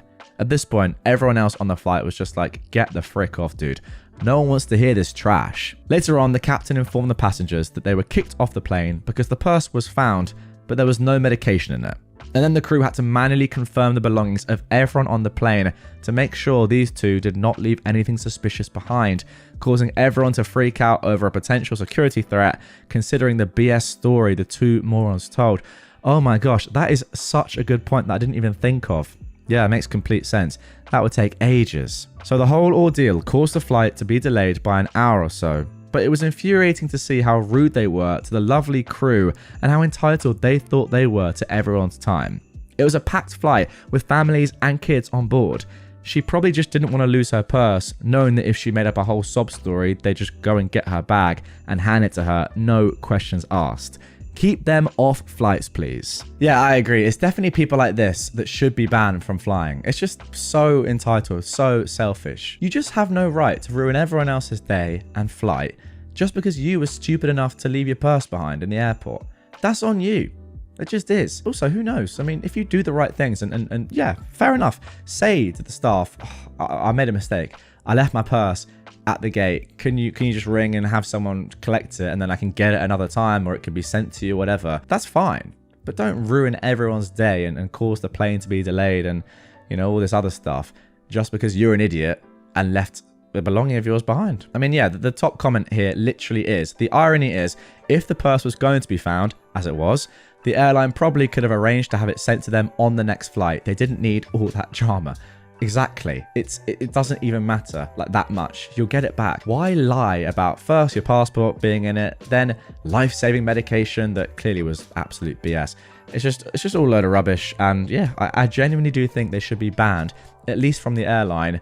Ideally, from going anywhere on a plane ever again. I'm not sure logistically if that's possible, but you know, it should be. Karen tries to stop a homeless man's cookout. Now I'm frustrated. I am homeless and don't have many options food-wise. Like the rest of the world, I have the same options: eat out or cook for myself. Restaurants are way out of my price range. The cheapest thing on the menu at a fast food place is enough to feed myself for an entire day from a cheap grocery store. My options to prepare my food are limited.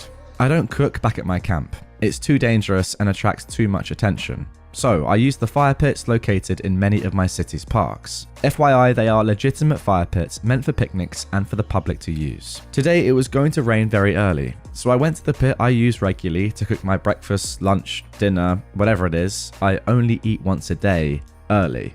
I got to the pit around 3:30. I wrapped my foil pouch, made of potatoes, carrots, and lunch meat foil bake. I had the fire going and my food in when this male Karen aggressively walked towards me and the pit with a cell phone to his ear. He came up screaming, "What the frick are you doing? What are you doing? That's a freaking fire. What are you doing?" I said, "I'm cooking dinner." The guy yelled at me to put the fire out, saying it's against the law. Now, this isn't the first time I have dealt with a very similar situation. I told him to eat a D and beat it, and to his credit, he left.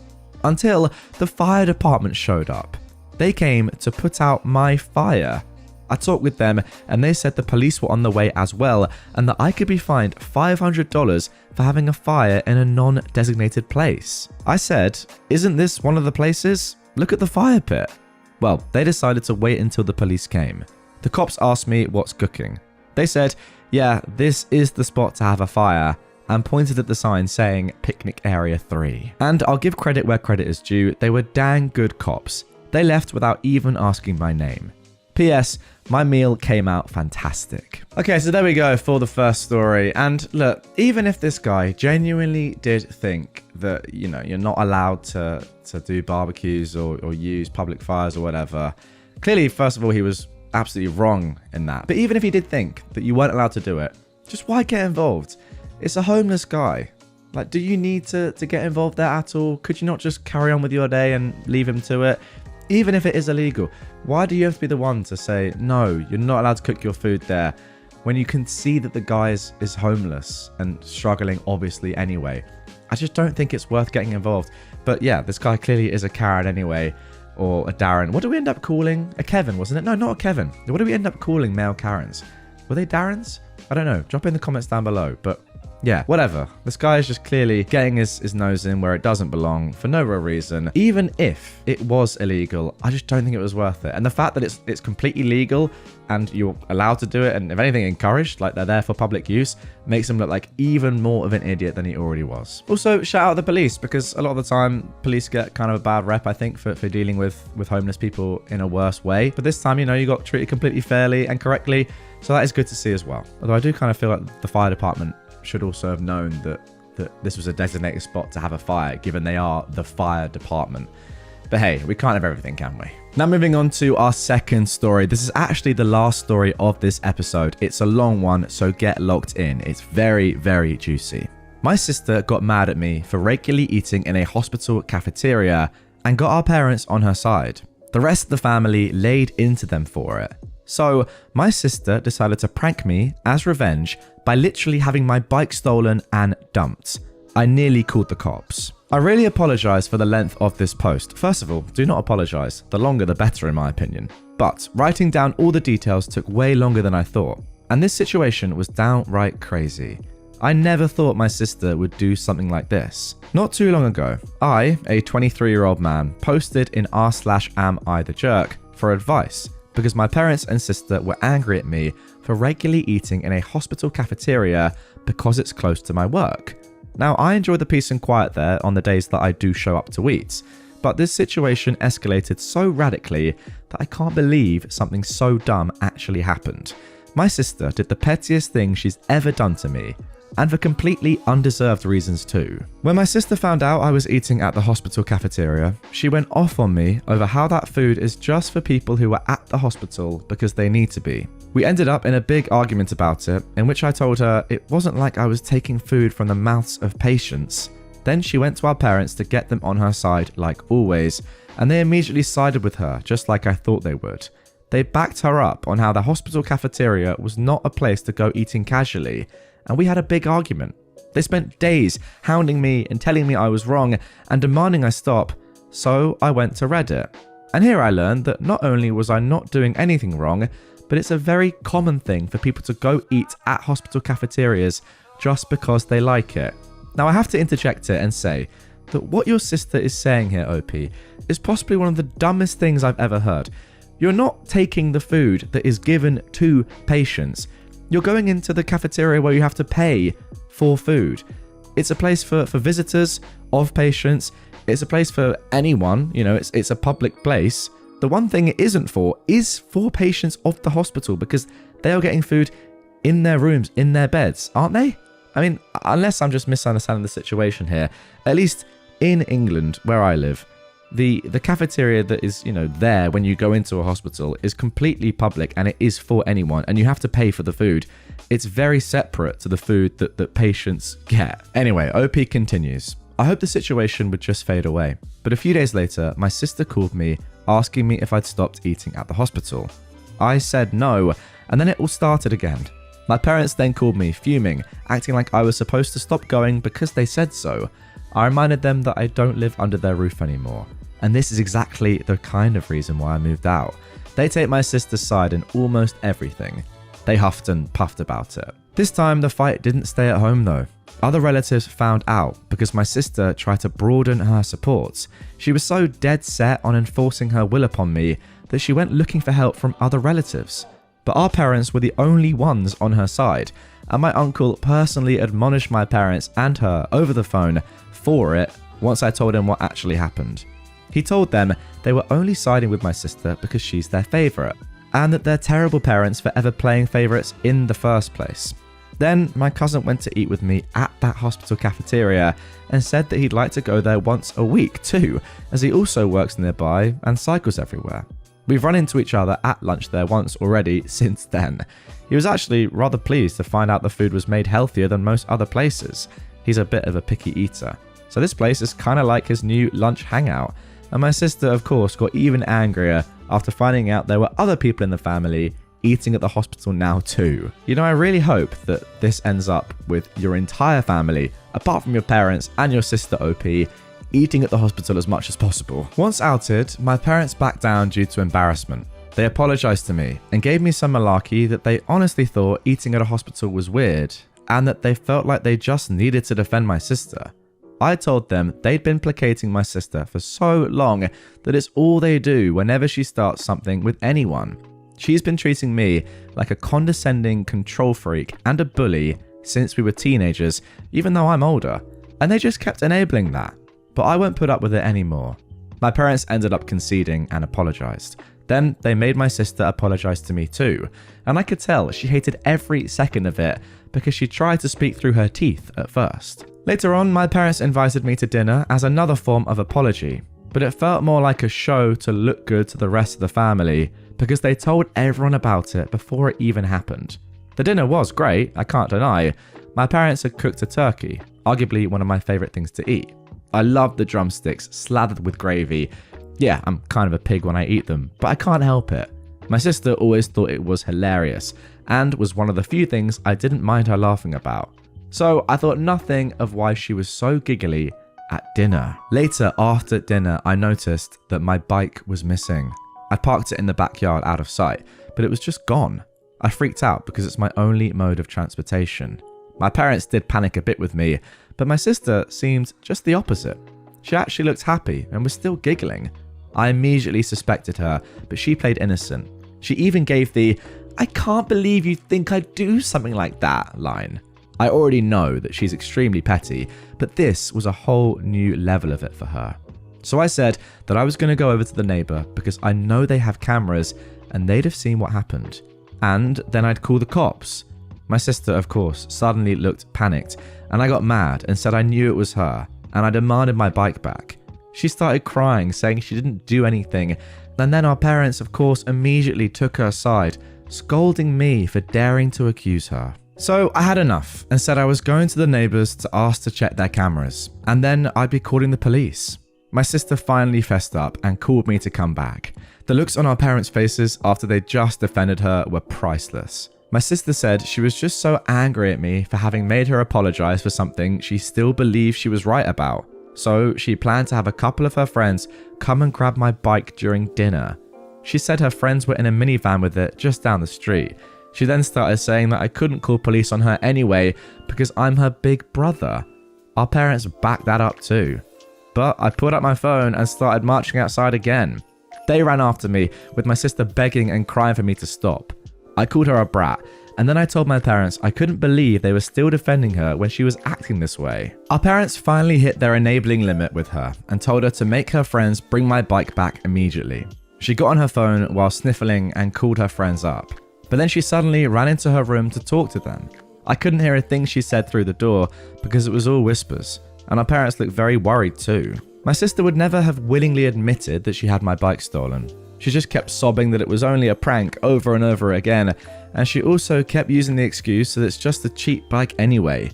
I bought it used some months ago for $50, but it's in great shape and it's my main mode of transportation, and this is me saying this now, guys, it doesn't matter how expensive it is, she still stole it from you.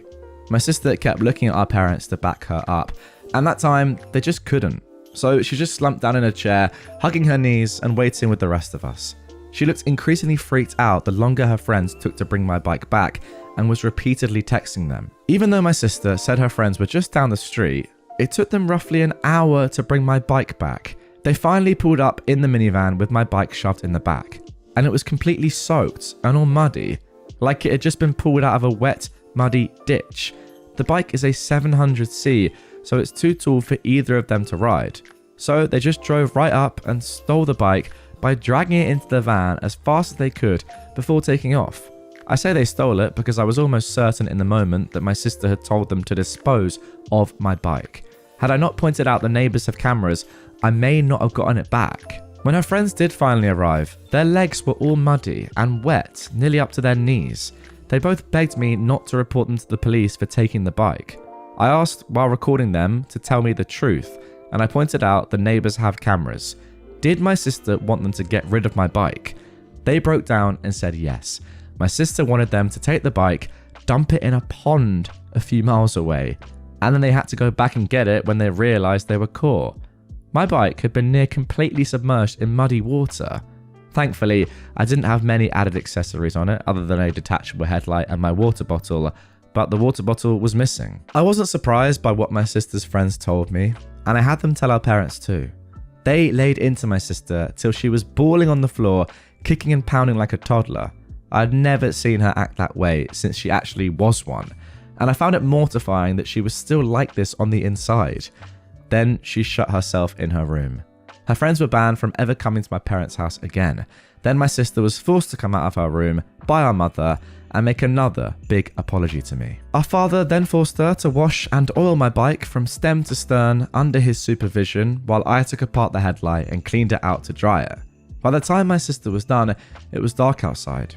She glared at me like I was the devil when she came back in the house, but our parents shut her attitude right down and said they'd never been more embarrassed by her in their lives. She went back to crying in her room. I had a very frank discussion with my parents about my sister's childlike behaviour and how it stemmed from their spoiling and enabling.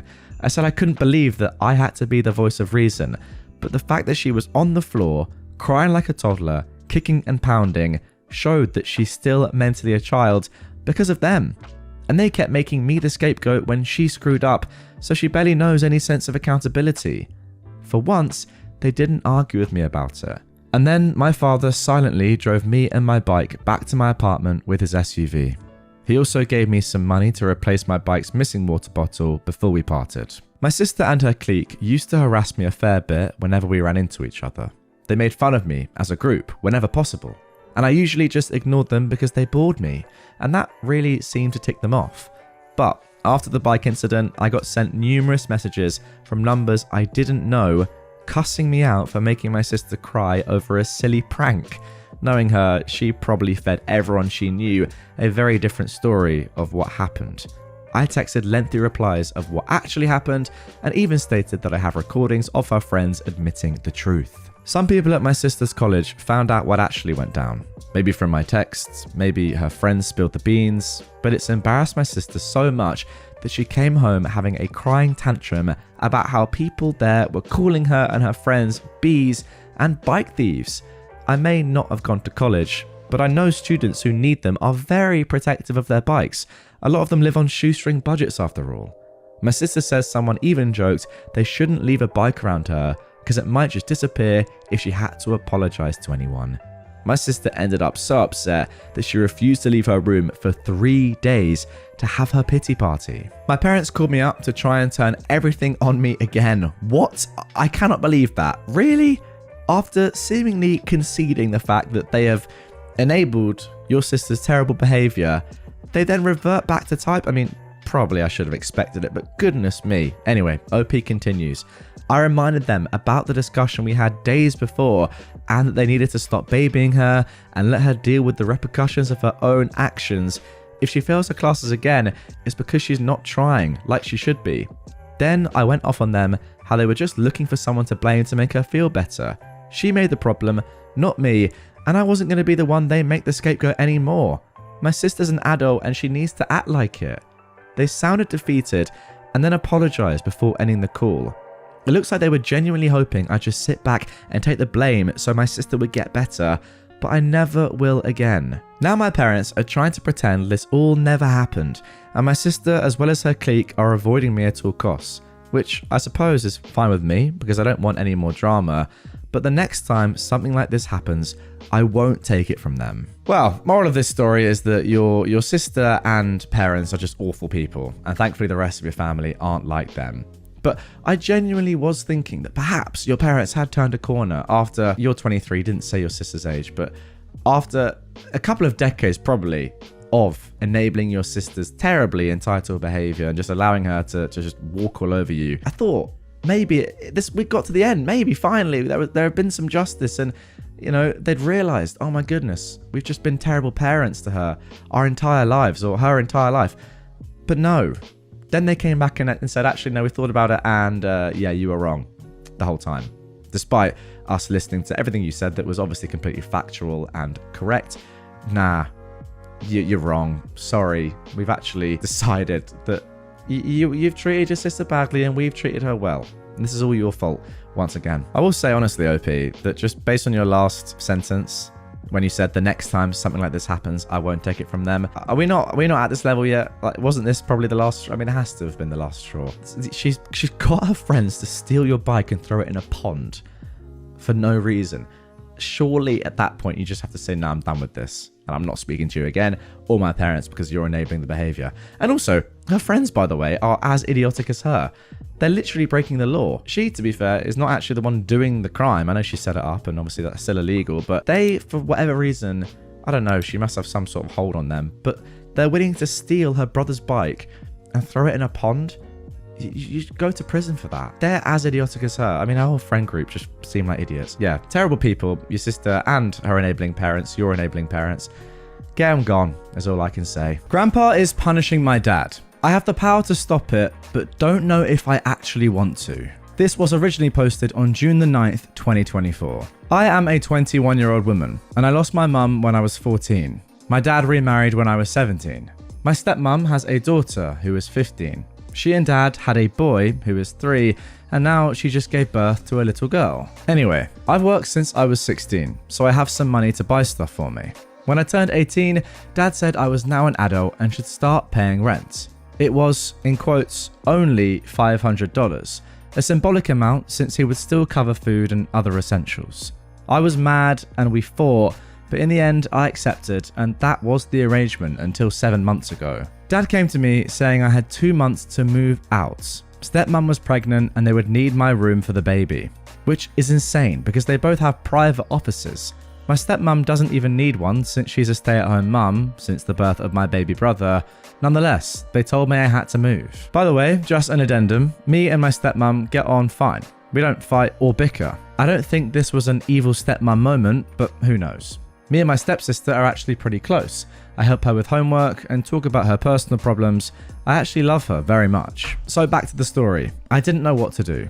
I'm going to college. I want to be a civil engineer and I work part-time. I don't have the means to live by myself. I called my aunts, asking if I could move in with her for the time being, until I figured something out. And I offered to pay rent and all. She was aghast at what dad was doing. She said I absolutely could live with her. No rent needed, but also said she was going to deal with my dad. The next day, Grandpa came to our house, and they talked privately. I could hear my dad's angry voice, but I couldn't understand anything that was being said. After a while, Grandpa came to my room and said I had 3 choices. The first was to continue living with my dad and stepmom like I was doing. Nothing would change, except I wouldn't pay rent anymore. The second was moving in with him and Grandma, or my aunts. And the third was to find a place of my own and he would pay the rent and costs for me. He said I didn't need to choose now. I could keep living with dad and if I changed my mind to just tell him. I was actually relieved that I could still live with dad and that this madness was over. But the following days and weeks, my dad and stepmom became very hostile towards me, and I felt incredibly uncomfortable being in my own home. Even my stepsister Cassie picked this up and asked me why they were angry at me. So I decided to move out, and I told Grandpa. He said he'd take care of everything. A few weeks later, he moved me into one of his rental units. The apartment is lovely. He bought me a fridge, stove, and other essential items. He gave me a check for $15,000, saying this money is to help me start living on my own, and that as long as I'm working or studying, I can live there rent-free for as long as I want. My dad and I have been pretty low contact since I moved out. He never came to visit me, or I to visit them. I miss them a lot, especially my stepsister, but I'm still hurt. 2 weeks ago, my stepmom gave birth. I visited them in the hospital. It was a little awkward, but nice seeing them and my baby sister. Anyway, a few days ago, my dad calls me, saying he misses me, the children miss me, and I should move back home. He apologized for asking me to move out, etc, etc. And I told him I'd think about it. Yesterday, I visited my aunts and was telling her what my dad said, and my cousin laughed a little and said, "I'm sure he does." I asked what he meant, and that's when they told me a lot of, until now, unknown information. Basically, my dad's home is actually my grandpa's, as is my aunt's. Basically, the deal he made with me, he did with all his kids and some grandkids as well. He never wanted any of his family to have to worry about basic stuff like house, food, etc. When I called my aunt that time, she called Grandpa, who was furious with my dad, not only for kicking me out, but also for charging me rent. That day, he went to my dad's and tore him a new one and threatened to have him evicted. But now the petty part. You know that $15,000 Grandpa gave me? It's actually what I paid dad in rent all that time. And now he's making dad pay him back. Also, he's charging dad $1,200 for the rent lost in the apartment that I'm living in. Call me dumb or naive, but until now, I never realized my dad didn't make that much money. We lived in a great house, always went on vacations, and lived very comfortable lives, but I guess grandpa has always been helping behind the scenes. Now my cousin thinks that dad is struggling, with 3 kids at home, a single income, and having to pay it back to grandpa. So he says dad wants me back because he imagines that grandpa will stop punishing him if I'm back living with them. Honestly, I don't know what to do. I'm actually loving living on my own these past 6 months. But I do really miss them. I miss my siblings. I miss the life we had before all of this, but I don't know if moving back home is the right answer. And also, I'm hurt that the reason he wants me back is money. Honestly, I just wanted to vent. Okay, so that is it for the original post. Before we get into the update of this one, let's first of all have a look at some comments from people on Reddit left down below. Somebody said, and I completely agree with this, stay right where you are. You can miss them and love them from afar. Go be with your grandfather and your aunt's family. They seem like the real family. Also, try to go and see a therapist. I'd add on this as well, that you don't have to never see them. You can just go and visit them. But yeah, I agree with this comment. Don't move back in just to appease your dad and help him out financially when he's tried to ruin you. Also, if you want to just go and see your stepsister or your stepmom even and not see your dad, you can do that as well. You don't have to move back in, and you definitely shouldn't. OP replied to this, saying that is the weird part, the fact that he doesn't want me, he wants the money. Because I know this, but also it's difficult to see my dad that way. These past 6 months, I wondered why he kicked me out, if I'd done something. Now I'm thinking, was it all about money? Somebody else commented, how about starting new traditions with your aunts and grandparents? They love you and want you around. And OP replied, yeah, they've been great. I visit them whenever possible. Grandma isn't in the best of health, but she even came to visit me on my birthday. I'm very lucky to have them and their support. And thanks for the kind words. Somebody else said, also, I have a feeling that your grandfather would be unconvinced to change the rent that your father is paying, even if you were to move back. He's charging your father to make a point, not to actually cover your expenses. Yeah, that is true. I think we can tell by the sheer amount of money that your grandfather has given out over the course of his life to not just his own children, but also their children as well, and not small amounts. Like, these are, you can live in apartment free amounts of money. It's pretty crazy what your grandfather's done, to be honest. But yeah, this clearly is not about the relatively small amount of money that he's asking your dad compared to what I imagine is his net worth. OP replied to that saying, it makes sense. I've been reading what people say and I'm more comfortable with staying where I am. I feel less guilty. Maybe I should talk with grandpa about it to hear his side. I now realize I've been too sheltered from information I think I need. All right, then let's get into the update. This was posted just a week later on June the 17th, 2024. I wanted to give you guys an update since you've all been so helpful and kind to me. I was so overwhelmed by the support you gave me. Thanks 1,000 times. Before, I'm just going to answer some questions people had. My aunt and grandpa are from my father's side of the family. My mum's side, unfortunately, I don't have too much contact with. My grandparents have passed away before mum. I have uncles and aunts I see once in a while, but they don't live close. I also have 2 other uncles from my father's side, who I'm close to, but not as near as my aunts. She was my rock when mum died. I consider her a second mum. My stepmum knew about the rent I was paying. It was implied that my stepsister would need to do the same when she turned 18. But I don't know if she knew that dad didn't own the house or the extent of how much grandpa has financially helped out dad. So on to the update. Monday, the day after my post, I called my dad and said I've decided to not move back in. I didn't mention anything that I was told, just that I was well settled here and moving back seemed like a step back. But I also said that I wanted to keep in contact with them. They could invite me for dinner whenever they wanted, and I also said I'd love for my stepsister and brother to be able to spend time with me here at home. That is perfect. That is literally exactly what I was saying. You don't have to move back in to spend time with them. Good solution, OP. He was disappointed, and I didn't feel any angriness in his tone at least, but he basically said we'll see, and left it at that. I was also disappointed. But then, Friday he called me, asking me if I wanted to have lunch on Sunday, which is today at the time of posting. I said I already had plans with Grandpa and Grandma. He asked me when I'd be free, so we've scheduled a dinner for Thursday. I haven't told any of this to my stepsister. We talk in text regularly. She also hasn't heard them talking about me, but she did say that her grandma, her mum's mum, is there to help with the baby and is being incredibly annoying. I laughed at that. I wanted to offer her to sleep over here, but I didn't want to get her excited just for Dad to say no, so I'll try and talk with them on Thursday. Now the big update is I've just come back from visiting Grandpa and Grandma. We spent a lovely day together, but I also said I wanted to know everything that was going on. I wasn't a kid anymore, and I felt like I'd been living in a lie. The most important things were the things my cousin and aunt told me last week, but there were a few more. Grandpa had been subsidizing quite often our basic needs, like school, healthcare, etc., because Dad hadn't 1 cent saved up, according to Grandpa. Also, my college fund was mainly contributed to by him and Mum before her passing. I guess that makes sense. I was also dumb to not realize this sooner. He also set up funds for my baby siblings and also one for my stepsister, because he didn't want her to feel excluded and not have the same opportunities as her siblings. Goodness me, this man, by the way, is an absolute legend. Look, clearly he has a lot of money, but there's one thing having a lot of money, there's another thing setting up funds for all of your relatives.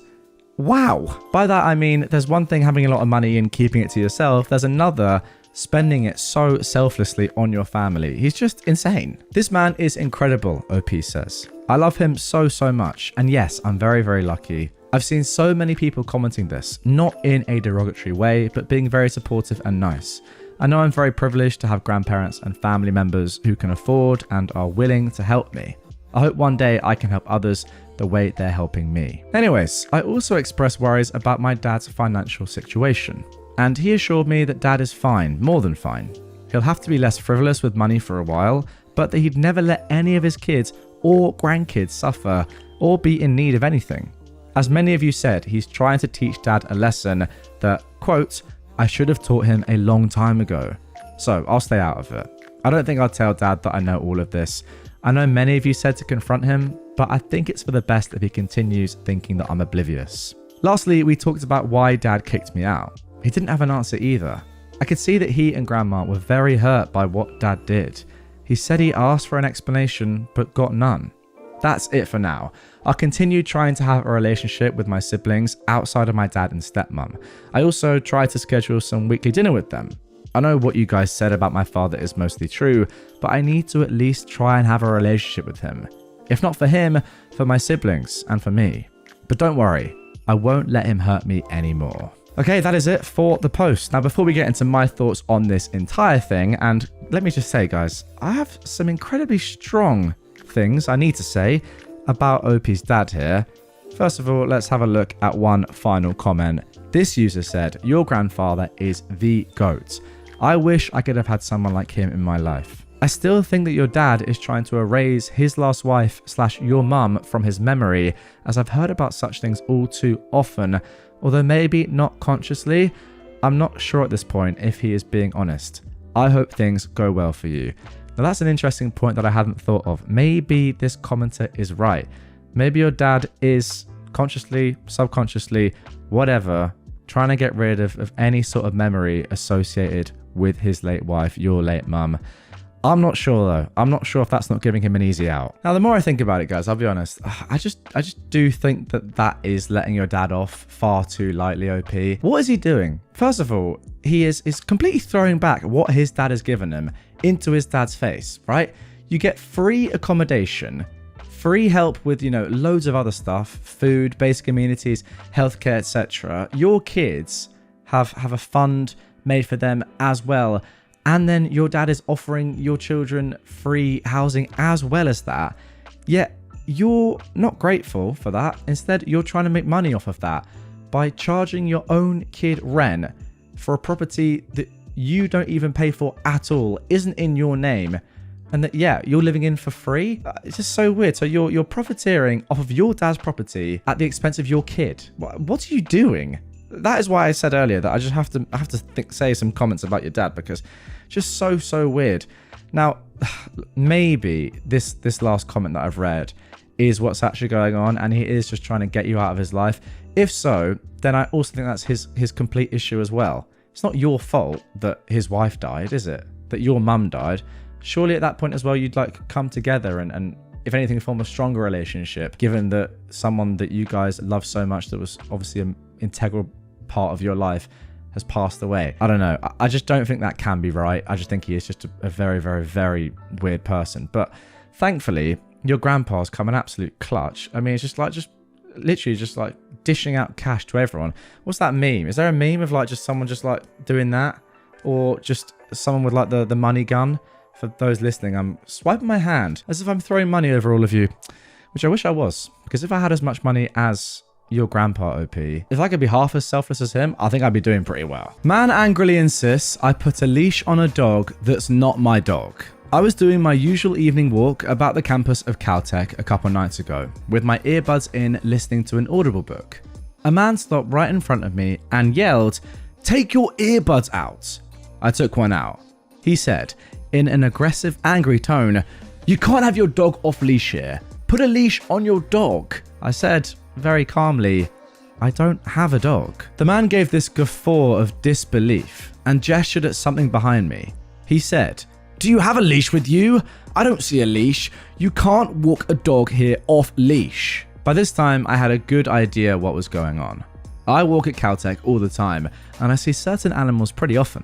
I turned to look, and yes, it was just what I thought. I said, "That's not a dog, that's a coyote. It's a wild animal." For a long second, the man stared at me. Then he stared at the coyote. Then he made a kind of, huh, noise. He turned around and started half walking, half running away from both me and the coyote. I almost called after him, "Never run from a wild predator," but I didn't. Damn, there we go. What a story to kick things off with. And you know what's even better? For those of you watching on YouTube right now, OP's actually posted a photo that they then took of the coyote. They edit to add that this photo was taken at about 9 p.m. It was dark, but because of obviously taking the photo on an iPhone plus some area lighting, it makes it look a lot lighter than it actually was. But yeah, you can see there, clearly not a dog, clearly a coyote. And I'm just not sure if it gets any more embarrassing than that. I mean, it's just crazy. Just so good. What a start to the episode. The fact that he was probably scared of the coyote after learning what it was, and then was half walking but really running away afterwards as well, is just so good. Just such a good start. Let's carry on. Woman at hospital refuses to check in. This just happened. I'm still sitting at the lobby in awe of the event, and I wanted to write it down while it's still fresh in my mind. I'm waiting for a ride home, so I got to witness the majority. For blood work at this particular medical centre, there's a digital kiosk to sign in rather than speaking to a desk. The kiosk is very simple. Put your ID and insurance card in the machine, it'll scan, check you have a blood work request, then confirm it to the room in the back. While I was waiting, an older woman comes up to the front and entirely passes the kiosk and attempts to open the door into the lab. The door, not locked, is opened, and nurses quickly rush up to stop her, leading to an argument in the lobby with around 3 nurses blocking the door. One nurse said, "Mom, you need to check in and wait to be called." The woman replied, "Oh, I'm not doing that. You can't pay me to touch a dang computer. I don't even have an ID. You can look up my information in the back." The second nurse said, "It doesn't work like that here. The kiosk is very simple. You can manually put in your information if you don't have an ID." "I'm not doing that. This is unnecessary. The office in another town over doesn't have one. It's hard enough to put a card in the grocery store machine. Now you're making me do it here?" "We're not that other location though. I'm sorry, but we need you to check in. I can help if you need." "Oh, this is ridiculous. Just look up my information. I'm an old woman. I won't touch a computer. I don't touch a computer anywhere. You can't force me." "Mom, we're not forcing you. It's just how our system works. I can do it for you if you have your information." "Fine, do it then." From there, she proceeds to announce her personal information very loudly, and the nurse inputs it. "Do you have an insurance card?" "Obviously, but I don't have it on me. You can look it up." "Unfortunately, I can't. Our system doesn't work that way." "Do you know your insurance ID?" "Yeah." And then she gives the number. There you go. You're checked in. No problems. Finally. I don't understand why this new generation is making everything so difficult. You can't expect me to use a computer. I wouldn't recommend it to anyone I know or any of these people behind me. For a 1 to 10, I'd give it a 0. "I understand, Mom. You're signed in though. You can take a seat now." "What? I can't go back? I just went through all that trouble to sign in. I'm an old woman. This is already stressful." "There's someone in the back already. You'll be called in soon." "I'll make sure to never come to this location again. Hurry it up." So then the nurses went into the back and this woman took a seat somewhat close to me and began talking to the other people in the lobby. Only one other person engaged her and she started talking about pancakes, like she didn't cause a spectacle just now. Is this what secondhand embarrassment is? When she was called, she left her pile of belongings on the chair and went to the back. Okay, aside from the fact that this woman is obviously very, very entitled, I want to ask you guys this question. Do you think that, in the modern day in which we all live, a woman or a man or anyone of a certain age has the right to now say that they don't want anything to do with modern technology and that everyone else should then work around them? Now, I understand when this sort of tech came in, phones, the internet, etc. It was a new thing for everyone. And a lot of people didn't want to learn. A lot of people did learn, whatever. But now I feel like just, the amount of tech that's in the world, that is just the way it is right now. Like, in my GP, you also sign in on the kiosk. You don't go and speak to somebody. That is just a very common thing now. Loads of different places now, you have to download an app to order something, for example, or to get in somewhere. I just went to the Euros that are happening right now in the football world in Germany. You had to have an app on your phone to get in. If you didn't have an app, it was impossible. Like the barcode was constantly changing on your phone. That is how, they make sure that people don't get in that don't have a ticket or have scammed their way in or whatever. What I'm saying is it's kind of the modern way. You have to be up to date, at least a little bit, with some form of technology. So I personally think that it's about time this woman changed her ways and other people like her. Unfortunately, I know people don't want to, but you kind of have to get on board at least the minimum amount with tech. Like, I think that you should have a phone if you can afford one. You should know how to download an app, etc. You should know how to log in, at the hospital on a little easy kiosk board like that. What do you guys think though? Do you think that there should be like an age cutoff, or do you think it's just time that everyone started just understanding that tech really isn't that hard, even if you're old? And I would actually go as far to say as it's her own ignorance, and for some reason the fact that she's proud of not using tech or computers, that is just working against her when she just needs to adapt and open her mind to the world of tech. Now for our third story. I know it says these deposits are non-refundable. I've been tattooing professionally for close to 2 years, and this is my first time dealing with this particular situation. While I fully understand why individuals are reluctant to have a newer artist working on them, I've also seen experienced artists mess up and or screw people over. I had a young man and his father come into the shop recently. This was my second time speaking with them. The adult-aged son wanted a relatively easy piece on his forearm. It consisted of only lettering, a little line work, and some generic cloud shading. They did not ask for a specific artist, and they put a deposit down with me for an appointment initially set for today. The young man's mother contacted me yesterday, explained that they had an event coming up, and she did not want tattoo plastic wrap present in the event photos, and wished to reschedule. Weird excuse, but not a problem. I attempted to reschedule him twice before speaking with the mother again today. The mother began with, "It says right on the appointment card that these deposits are non-refundable, but I just thought I'd ask." She then went on to state that individuals online said go in and ask for the owner. So her husband and son were supposed to ask for the owner instead of whoever just threw you up there. Now the owner was not even there either time they came in, and the owner wasn't mentioned. She kept stating that she was aware I was new and wanted someone more experienced, like the owner, doing her adult-aged son's first piece since it was bigger. Again though, it was a simple piece. At one point, she even asked, "Are you still an apprentice or what?"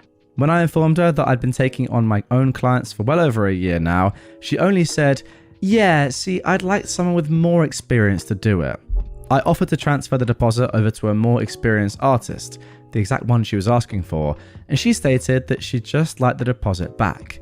She stated a second time that she was aware that the deposit was non-refundable, but that she just thought I'd ask.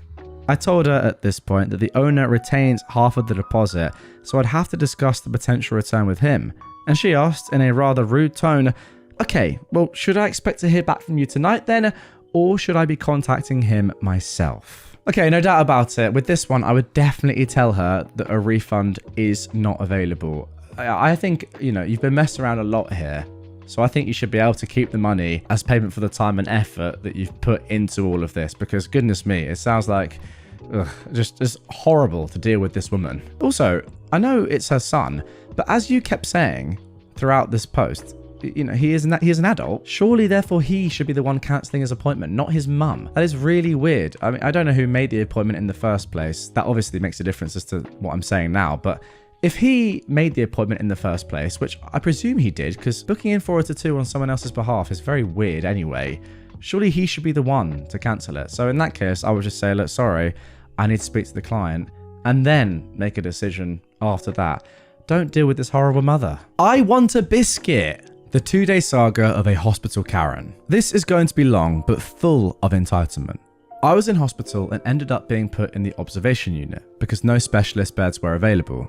The OBS unit is a catch-all ward where patients are put if they're not in imminent danger but need regular monitoring. It's bright and extremely noisy, so nobody can sleep well. Unfortunately, Biscuit Karen arrives at 10 PM on day 1. What a nickname, by the way. Why is she called Biscuit Karen? Because she wants a biscuit and she's shouting this loudly enough for the whole OBS unit to hear. Never mind the time or that we're mostly trying to sleep. Never mind that her blood sugar is 8.5, elevated, and she's diabetic, so she really doesn't need more sugar. But hey ho, the long-suffering nurses find her a biscuit and ask her to be quiet. Biscuit Karen, though, does not quieten down because shouting is her default setting, and she doesn't seem to notice that other patients exist. After 10 minutes of solid noise pollution, she wants another biscuit. The nurses give it to her. More noise. Then, another 15 minutes later, she shouts, calling for another biscuit. The nurses are occupied, so nobody answers her immediately. So she shouts her request louder, as if we all hadn't heard her already. This is where the nurses begin to lose patience. She is told to be quiet, and her blood sugar level is mentioned. However, Biscuit Karen insists, so she's given another freaking biscuit. Maybe the nurses drugged this one because Biscuit Karen soon goes to sleep and snores loudly. This was a taste of what was to come, but nobody on the OBS unit knew it yet. Day 2, 11 PM. Biscuit Karen has been okay all day and nothing much appears to be wrong with her. She has a walking aid and can get herself to the toilet, but she doesn't want to. She shouts to call a nurse to put her on the commode. A very blunt nurse points out that she's seen Karen walking, so she's not going to help her. The toilet is only 10 meters away. Biscuit Karen does not accept this. She keeps shouting for a nurse to help her. Eventually, the blunt nurse goes to check, and Biscuit Karen has actually wet herself in her passive-aggressive rage. The nurse is shocked and is telling Biscuit Karen off. Biscuit Karen doesn't care. Meanwhile, the bed is now sodden and the sheets have to be changed. The blunt nurse helps put Biscuit Karen on the commode and then goes to get the spare sheets. Unfortunately for the nurses, other patients are being equally as tricky. There's the alcoholic man who can't walk but keeps trying and falling to the floor, the polar opposite of our anti-heroine. And a woman with a broken neck who constantly takes off her nightgown and tries to go wandering. All the nurses are kept busy rounding up the strays and inevitably forget about the abandoned Biscuit Karen left sitting on the commode. Can I just say, this wing sounds like an absolute nightmare. Oh my goodness me. Biscuit Karen ensures that she's not neglected for long. Can somebody help me? Ricochets repeatedly around the OBS unit to the dismay of all the people trying to sleep. Eventually it becomes, somebody help me, my back hurts. Of all the disruptive behavior happening on the OBS unit, she's by far the loudest, the most persistent, and the most obnoxious, because she caused her own discomfort in the first place. I'm peeved, and so is everyone else. The blunt nurse gets back to her and an argument starts. She's cross as she's needlessly making the bed. Biscuit Karen is angry that she's been left in an uncomfortable sitting position. In fact, she's getting more aggressive by the second, and eventually she slaps the nurse. The blunt nurse does not put up with this nonsense. She abandons making the bed, leaves Biscuit Karen on timeout, still on the commode, and ignores all shouted demands to come back. She tells the other irate patients that she's not risking further aggression, and we all agree with her in solidarity. The blunt nurse was true to her word, so eventually a deeply compassionate nurse tried her luck making the bed. Unfortunately for DC nurse, Biscuit Karen is a raging racist, true to stereotype, and she not only calls her the N-word, but also tells her to go back to where she came from. Oh my goodness. DC nurse nopes out at that point, whilst blunt nurse calls security. Biscuit Karen has begun yelling every few seconds, I want my phone! Where is my phone? Still from the commode. presumably so she can enact her threats. "I'm going to report you. I'm going to get you fired." The nurses aren't stupid though, so nobody gives Biscuit Karen her phone. It doesn't occur to Biscuit Karen to get off the commode and find her own phone. Meanwhile, the other patients have hit their BS saturation point and have started yelling at Biscuit Karen to shut up. It's past 12 AM and nobody can go to sleep yet. At this point, the cries from Biscuit Karen change to "Somebody help me!" every 3 seconds, over and over again. The nurses are unmoved.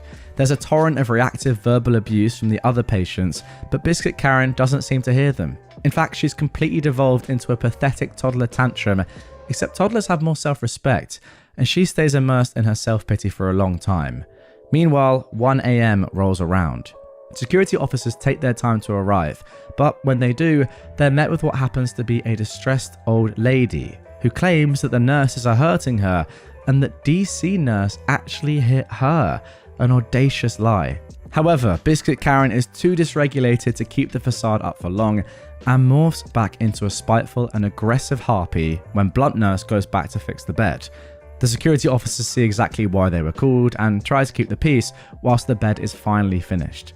There's not much 2 thick-set men can do with a small old woman perched on a commode, but they tried. Eventually, Biscuit Karen starts demanding her medication, and somebody comes up with a bright idea of calling an accident and emergency doctor. Who can quell the entitled savagery of the enraged Karen? Of course, it would be a young, handsome, confident male doctor. The very epitome of a rescuer to an old female dog who's trying to play the victim. When he turns up, Biscuit Karen becomes a sweet and compliant old lady, answering, "Yes, doctor. No, doctor." She does try to repeat her lie about being assaulted, but several patients' statements, 2 jaded nurses, and 2 exiting security personnel provided otherwise. The doctor gave Biscuit Karen her meds, she was helped to bed, and she fell asleep. Meanwhile, the rest of the patients on the OBS unit were too high on adrenaline to feel drowsy, so were condemned to further wakefulness. I was glad to leave the next day. Wow, what a way to end this episode. I genuinely think that this woman probably ticks every box in terms of any sort of characteristic or trait that you would hate for someone to have.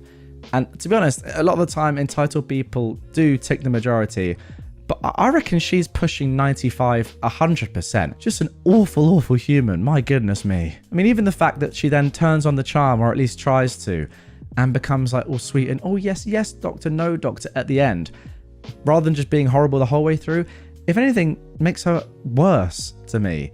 Because she's just trying to manipulate even more. If she was just downright horrible, at least she'd be just downright horrible. The fact that she's probably able to get some people on her side when she is as disgusting as this genuinely makes her even worse as a human. Oh, my goodness me. I mean, 1 minute alone in a room with her, in a ward with her, would be bad.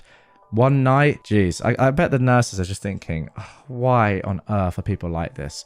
I want to go home. She's under 10, so she eats for free. I own a small restaurant. Classic American foods, decent prices, kid-friendly. One of our policies is that kids 10 and under can get anything off the kids menu for free.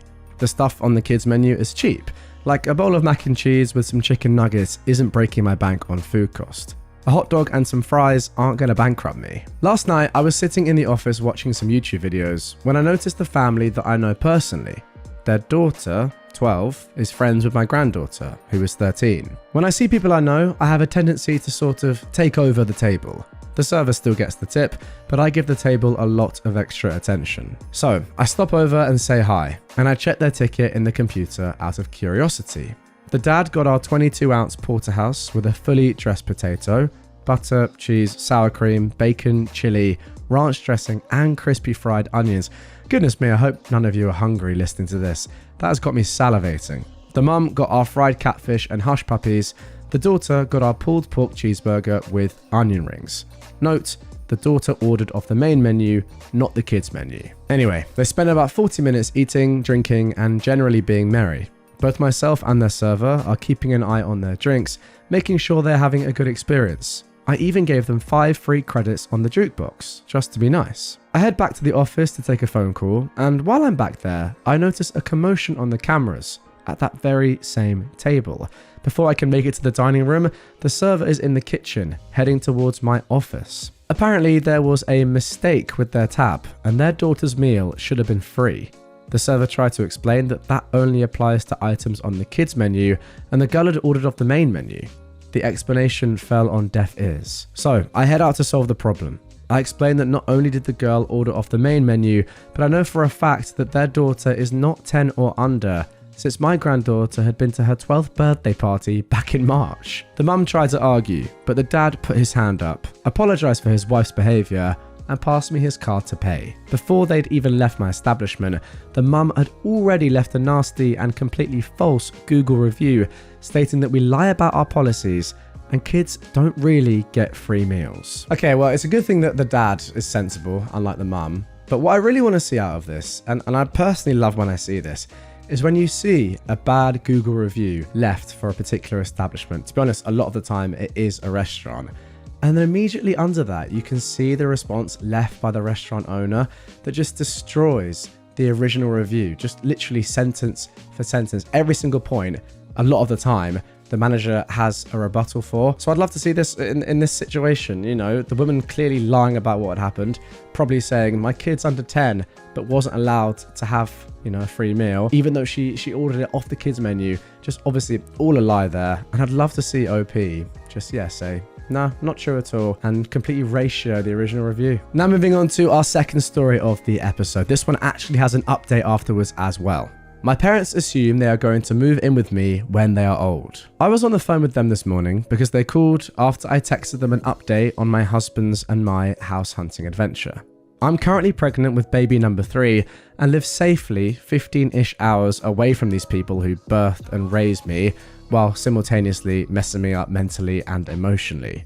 Why I stay in contact with them nowadays is becoming more and more of a mystery to me, but here we are. Well, while looking at one of the houses I was describing online, my dad asked where would they stay in the future. Stupidly thinking, as a guest, I mentioned one of the extra rooms could be a multi-purpose room. If you have an air mattress and you're coming for a visit, there you go. This house has 4 bedrooms, 5 if you count one of the rooms on the main floor. He then asked about permanently, further in the future. I said, permanently? He said, when I retire, or sometime after that, you know, stairs won't be your mum's and my friends around then. What, you think you'll be living with us? Of course. No, I say. But we can help with the kids. No. Then my mum got involved. Remember, we always talked about this when you were younger. No. What, are you gonna put us in a home? You'll make friends, I said. Well, that's not nice of you. I never said I was. The discussion ended after that. And then a few days later, we got the following update. So for a little bit more context, first of all, I am a 29-year-old woman, my husband is 28, and we are house hunting as we're expecting our 3rd baby in November and are hoping to move out of our trailer park by the end of summer. We were interested in a house that was essentially my dream home. Victorian, built in 1900, but completely refurbished on the inside, but with all the original wood floors and detailing. Gorgeous. A house like this would easily be $200,000 last year or the year before, but the housing market is dropping and we found it for approximately $140,000. We live in the Midwest. Oh my goodness me. So a 5-bedroom or 4-bedroom house for $140,000. Oh, the fact that I live in London sometimes is just absolutely brutal. That is a disgusting price. Oh my goodness me. Genuinely, 10 times the price of that you would need for a house like that in London. It's just insane. Anyway, it has 4 to 5 bedrooms and 2 full bathrooms. There we go. OP has clarified. My parents the other day asked where they would stay when we come to live with you. That's in quotes. Now, this was never a discussion. They just always assumed they'd live with me when they're older, and I always said no. Well, we messaged the finance person about what the monthly payments would really be. On the app, it estimated $950 plus a month. We figured we could swing that, but needed to know for sure before putting an offer in. She came back with over $1,000. That's not doable for us. We're going through a program and have a grant, so we aren't rich. Lower middle class at best. Thankfully, we have another house we had in mind. A craftsman style built in 1920, with built-ins, wood floors, and a nice sized fenced-in backyard. The basement even has a slightly finished room, perfect for hiding from storms and tornadoes. And it's $20,000 less than the dream house. It's just a little smaller, and bedrooms were pretty small, but it's something I was willing to deal with. We saw it before we saw the dream house. Well, when updating my parents on the house situation, my mum all but threw a fit. "You don't have to go with the first house you see." "It wasn't," I replied. "You can wait until something else comes up." "Actually, no, we can't. Some weird law passes in our state in regards to realtors, and our realtor wants us to find a house before it goes into full effect in July/August, which just gives us more incentive to find a house pronto. So far, no other houses have popped up in our area in our budget." "You're about to have your third kid. Where are you going to put him?" "Well, bunk beds are a thing." "Are you going to sleep in the basement if you have more?" "We'll cross that bridge when we get to it." "It's so tiny." "It's bigger than what pictures show. But yes, compared to the dream house, it's definitely smaller than that, but it's also more realistic." I knew what she was really worried about though the whole time. Where will we stay? But she didn't say it. She started looking at other houses on the app and tried to bring them up to me. They were all houses we'd already looked at or were too far away from my husband's work. She was really trying.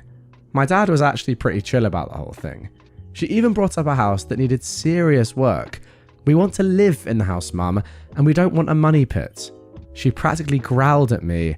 The call soon ended after that. The one thing I don't really ever understand with these people is just like where their conscience is at, or just how they feel about things in general just makes no sense to me. If I was begging my own children to let me live with them when I'm older, I would just be so like, I don't know, I'd have to be in such a weird mindset or just state to do that.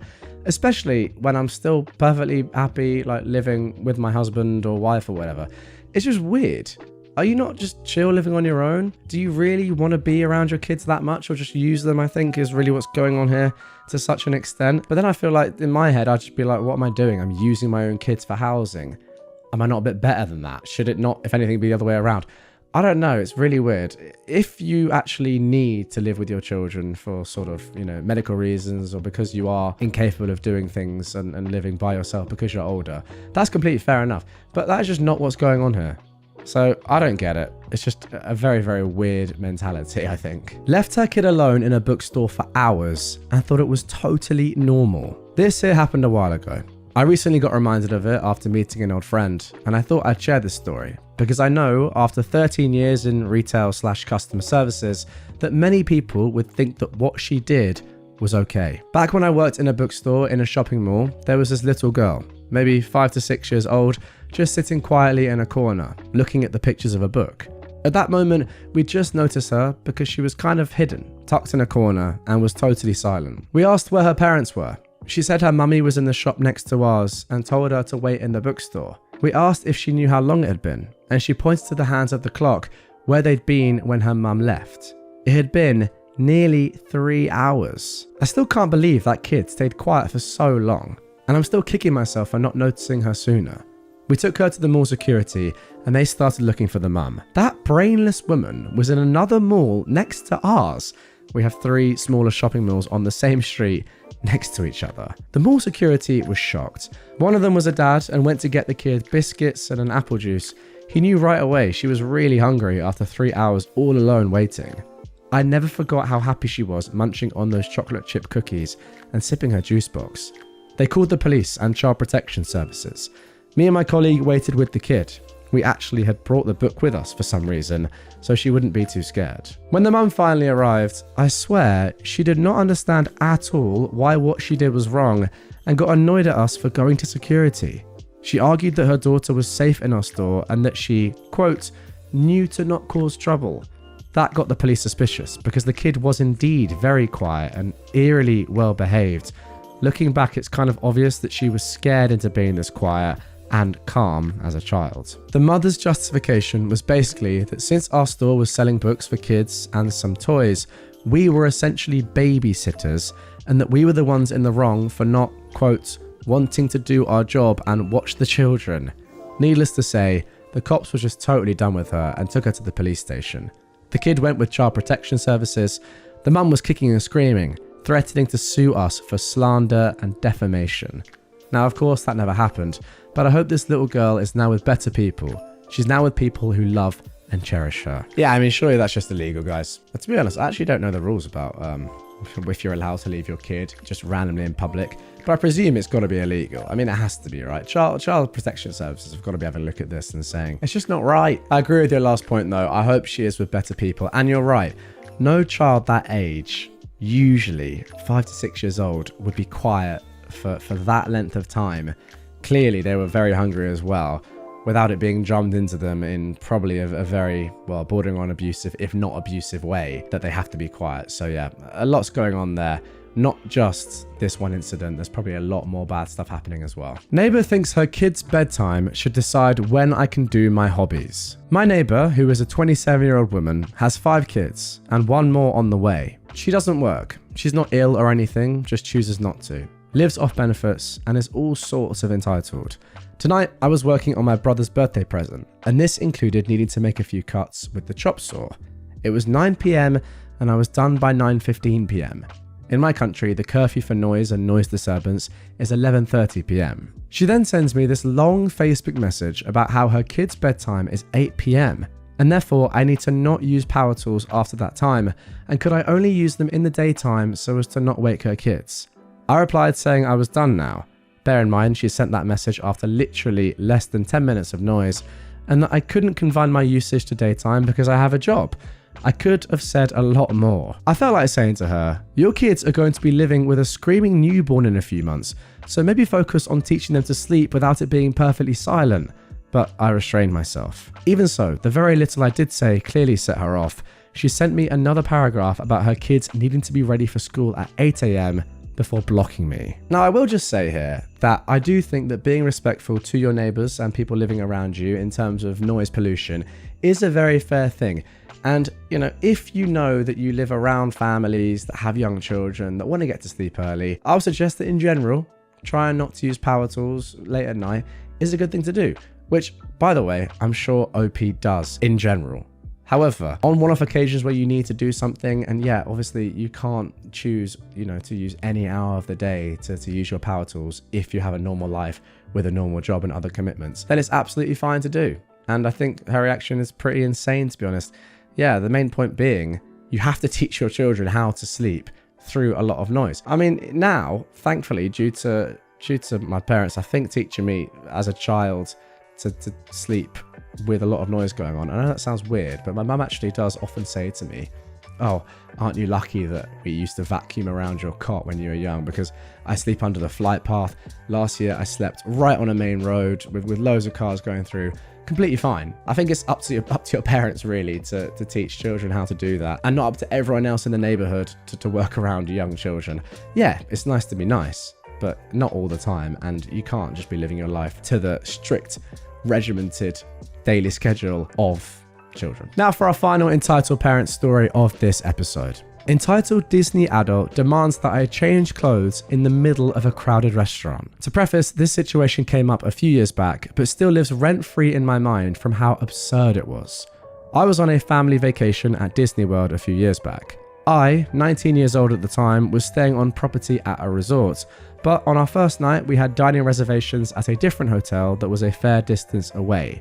It was a casual buffet-style restaurant, so there was no dress code or reason to be fancy.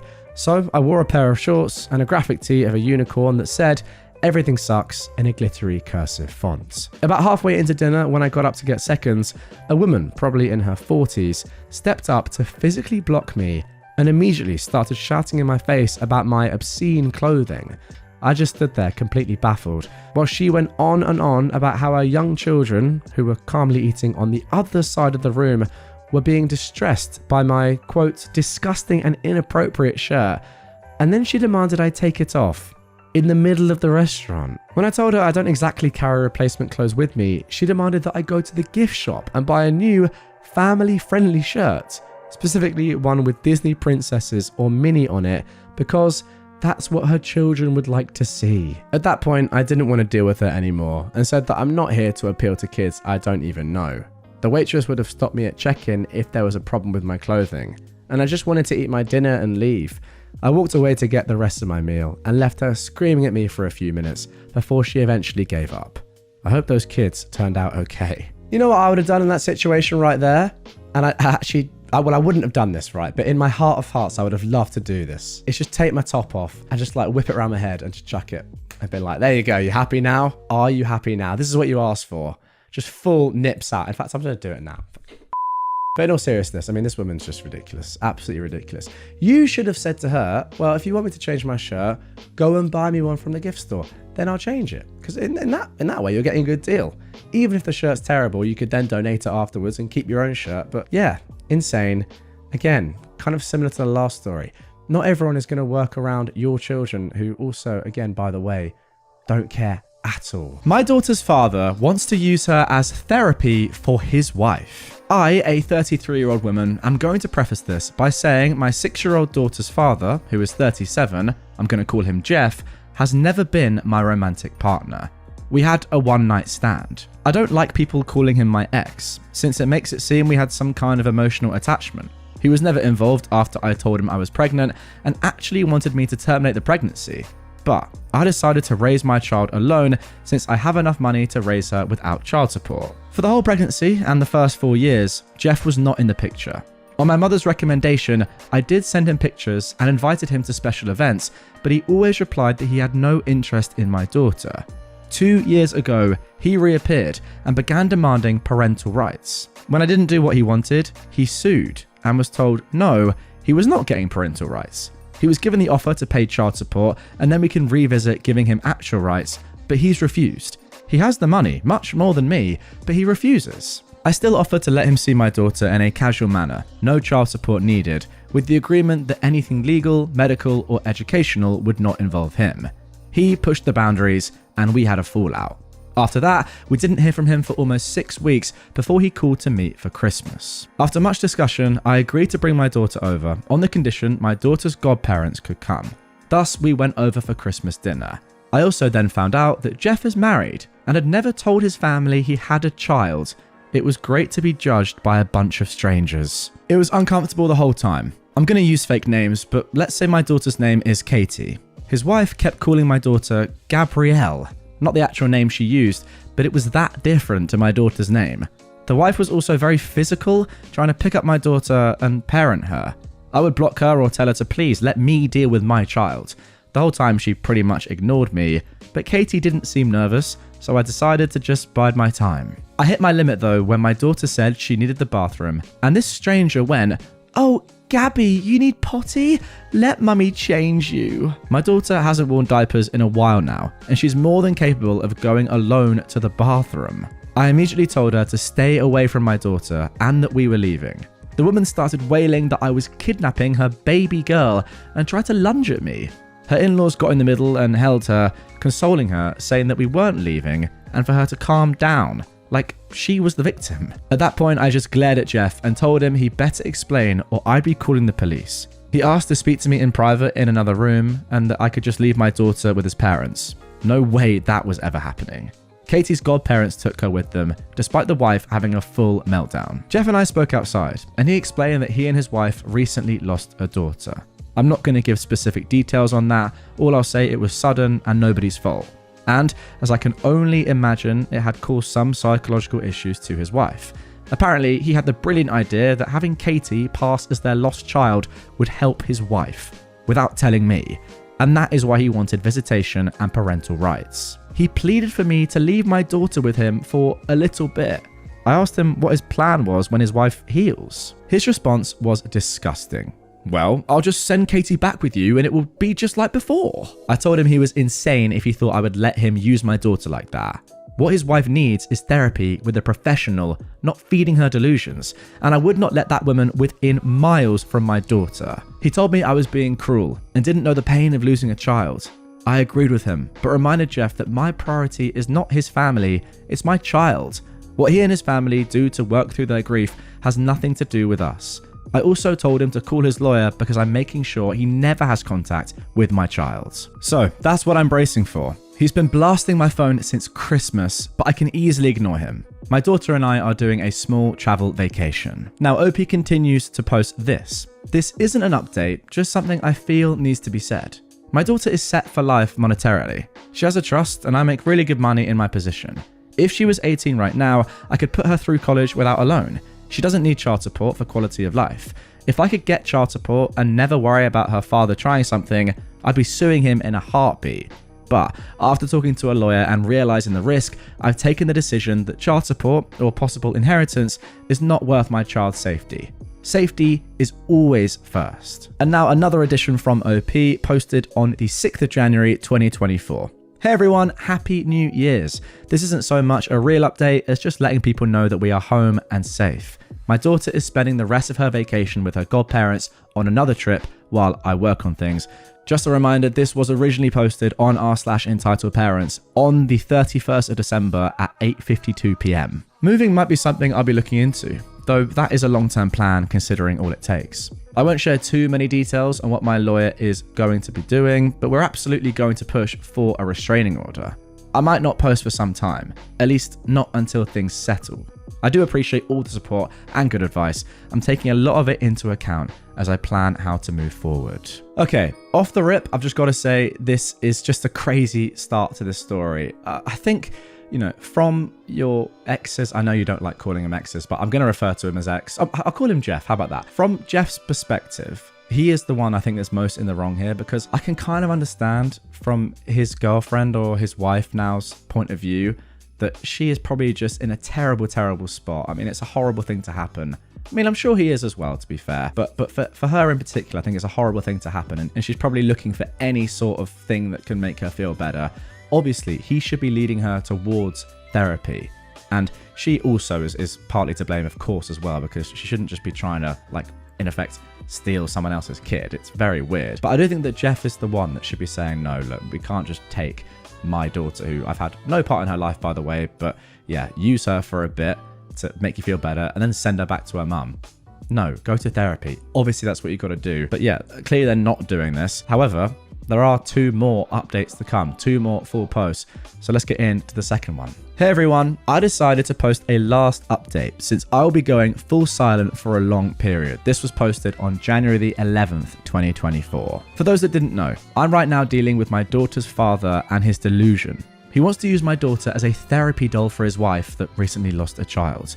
A lot of people were worried for my daughter and me, and I truly appreciate it. We're both safe. She's currently having a great vacation with her godparents, and I'm currently making my own arrangements to move on. My lawyer is working hard on keeping everything in order. I know a cease and desist was his first action, and we're going for no contact. He says we have a solid case, and hopefully this will be resolved relatively fast. And by that, I mean a year or 2. Now, we did get a temporary restraining order. It's only until our first court date, but after, it could be extended. I haven't had direct contact with Jeff. He lawyered up too, and tried to send a threat to take full custody. My lawyer laughed at it, since his reasoning was parental alienation. Except, I have proof that I tried for years to have him involved. Apparently, turning in a few emails showing my attempts was enough to get them to change parental alienation to a different reasoning. My lawyer is not worried, in all honesty. For now, I've decided, after much thinking, that moving is going to be necessary. It won't be something I can do on a whim, but I'll be looking into new houses within the month to hopefully move sometime this year. School will remain the same, but we'll be speaking to the admin to make sure only certain people can pick her up. And part of that decision has been to hire a private driver. He's somebody I absolutely trust and has worked for relatives in the past, so I'm very comfortable with the idea, and so is my daughter. Now, I just have to make sure they don't go for fast food every day after school. Things, in all honesty, are not that scary right now. I've got a good lawyer, good evidence, and my little girl is happy and healthy, so I'm just going to focus on working things little by little. Because of the legal proceedings, I don't think I'll be posting any updates anytime soon. And to those sending me PMs telling me I'm horrible for keeping my daughter from her father, or telling me I shouldn't have had her in the first place, please kindly speak to the void. I'm too busy. I mean, again, I think that after this, it's just even more disgusting and scary. It's good that you seem pretty chilled about this, but it must be terrifying being in this situation and thinking, legally, is there actually a chance that your ex, well, not ex, but Jeff could have some sort of visitation rights here, or try and get his nose in and with some form of good legal backing, actually be able to see your daughter for a period in a week. I mean, who knows? It must be very scary. Obviously, you sound like you have everything completely under control. You said good lawyer, good evidence, and your girl's happy, which is great. But still, the fear must be just overwhelming. Although, to be fair, I don't know. Comment down below. I think OP is handling this unbelievably. Just fair play to OP. What a great mother you seem to be. You're just handling this with so much calmness and just patience, but also just knowing what you need to do. It's very, very impressive when all this is going on around you. But yeah, there is actually one more final post just from a few days ago at the time of recording. So let's get into that and see how this concludes. But then on the 17th of February 2024, so a decent while later now, OP posted this. Hey, doing an unexpected update. My lawyer just called me to let me know that Jeff was arrested. I'm not aware what the charges are. Short of being a murder, I'll be realistic, he's probably going to be out as soon as his parents post bail. That said, I have to admit, a petty side of me is rather happy, since depending on the circumstances, it might help in my bid to get a permanent no contact order. My daughter is doing great, by the way. She's been making her list of new school gear she wants for March, when she goes back to school. I've also been talking to my job about a chance to work in another country. We'll see. Thank you everyone that has messaged me by PMs. You guys have great recommendations and I read them all. I couldn't keep up with all the messages, but the vast amount helped a lot. Okay, so OP lied. There you go. If anything happens directly on my own case, I'll post later on. For now, I have a few months before we go into court again. And now let's get into the final update of this story, posted just 8 days ago. I think now, with this final update, the title and thumbnail of this episode, well, the reasoning behind them will become very clear. My daughter's father sent a priest to harass me. I had no intentions to do a new post, but today absolutely took the cake. To those that don't know, my daughter, who is 6, was born from a one-night stand with Jeff. We were never romantically involved. It was a simple one-night stand, and we did use contraceptives, but they failed. It happens. A few months ago, Jeff went full psycho and tried to convince me to leave my daughter with him so she could serve as a replacement child for his wife, who recently lost their infant daughter. I refused, and right now we're in the middle of some legal issues. Okay, all caught up. Now, for today, I thankfully didn't deal with Jeff. Instead, he sent a priest to harass me at work. I'm going to be very blunt. I am completely detached from religion. I'm not an atheist, just don't really like the idea of the Catholic Church. That is the leading religion in my home country. Yeah, I respect it, and most of my family is Catholic, so I do have a detached respect for church officials. Today I was doing some paperwork when I got a call about a priest asking for me. I didn't have any meetings scheduled, and a lot of times we get visits from clergy asking for donations or participation in events, so I figured that was it. I told the secretary to let him in, and things at first seemed rather polite. Shake hands, asking how things were, the usual chit-chat. Then the priest began talking about how it had come to his attention that I was a single woman with a child, and that apparently I lived a life of debauchery and hate. His words. I was taken aback and agreed that I was a single mother, but that I didn't see how I lived in debauchery and hate. The priest then went on about how he knew my daughter is prohibited from spending time with her father, and that I'm constantly sleeping around with men instead of living a godly life. How he was worried and thought it would be best I considered giving my daughter a chance to live with a proper family rather than see me sell myself. Now, angry was of course an understatement. I did keep it civil because I'm simply at work and had no intentions of screaming to a religious man at my workplace. I simply told him that my daughter was fine with me, she lived a safe and happy life, my personal affairs were my own, and that I had no intentions of sending her to another household. I told him that if there was nothing else, he should probably leave, as I had other things to attend to. He then showed his hand, and that's how I know it was Jeff's doing. The priest told me he didn't think my daughter would be a happy child with me, but her father was well respected in his church, and he knew he would raise a proper Christian lady. At that, I laugh and simply say, no. I once again recommended he left, and if he didn't, I would be calling security. He left saying he would try to speak to me again when I'm not being hysterical. I told my secretary and our security not to let him into my office again, and I called my lawyer. I don't have audio, but we do have security feed from him walking into my office. Thank you again to everyone sending well wishes in my previous post. We're still working on that move, but school is back and she's loving it. We still have that temporary restraining order against Jeff and his wife, and school officials know it. So there we go. Yeah, that is where it gets absolutely mental. Sending a priest to your work to harass you and put the fear of God in you and make you just, I don't know, think, oh my gosh, no, my daughter's not going to grow up to be a great Christian, even though I'm not religious myself. Oh no, I must send her to the man in her life who has never been in her life, literally. Oh, that's right, her father. So weird. I want to know how this works now. Does Jeff pay the priest? Does he say, look, mate, I really need a favor. I know we get on well. Like, I love your prayers. I love your hymns. You're a great singer, actually. Can you do me a little favor? Can you just go to my wife's work? By the way, not my wife, and never been in a relationship with her. Yeah, some random woman who happens to be my daughter's mother. And just tell her that she is horrible and not a good mum, despite the fact that in reality she actually really is. That'd be great. Also, what sort of priest would do that? So bad. What's he saying as well about like selling yourself and not being a good mother and not living a godly life, all that rubbish? I mean, it just makes religion look terrible doing stuff like this. But yeah, I mean, surely this is just legally harassment and you have to file some sort of police report against the priest for one, and then also Jeff for setting this up in the first place. Absolutely insane end to this one. And I hope this is the end.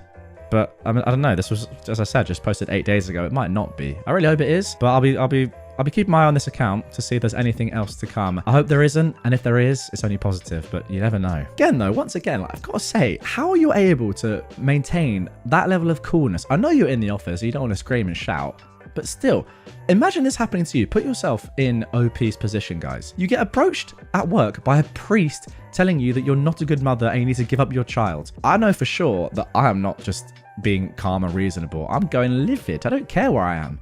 So once again, fair play, OP. You're clearly a much better person than me and an unbelievable parent. Wow. That is going to do it for this one, guys. What a story. Back on Entitled Parents. Let me know if you enjoyed it. Great story in my opinion. Comment down below. What should OP do? Continue doing what they're doing? Do something else? Get some more advice? Get some more lawyers involved? Or will she be fine? Let me know. As you can tell by the title of this one, this is technically r/Entitled Parents. I think the story that you're about to see goes a long way beyond that, but I just had to show you guys. I had to bring it to your attention. Here it is. Now, we talk about titles of news articles. This is on Daily Express US, and the title of this article is Boy, 10, crushed to death by £340 foster mum after she sat on him for misbehaving. So yeah, as I say, this obviously goes beyond what we'd normally expect from Entitled Parents. This is just, yeah, murder, a little bit further than the usual stuff. But I just have to tell you about this story. It just blew me away when I saw it. So Jennifer Wilson has been charged with involuntary manslaughter after her £340 frame caused the death of 10-year-old Dakota Levi Stevens in Berrien County, Michigan, court document says, which is just insane. For Europeans, £340 is roughly, let me do some maths on the fly, about 150, 160 kg, roughly around there. Like, it's insane. It's double my weight, and I'm not a light person. Like, if I was lying on a 10-year-old boy, not in that way, I probably shouldn't be making jokes given what's happened here. If I was lying on a 10-year-old boy, I would be thinking, okay, this is going to be a struggle for them to breathe. Two of me? Yeah, that's insane. Anyway, here we go. Here's a picture of the lad and his foster mum. Just such a sad story. A 10-year-old boy was crushed to death after his £340 foster mum sat on top of him after he acted up, according to court documents. Jennifer Wilson was apprehended in Berrien County, Michigan, and could face up to 6 years behind bars.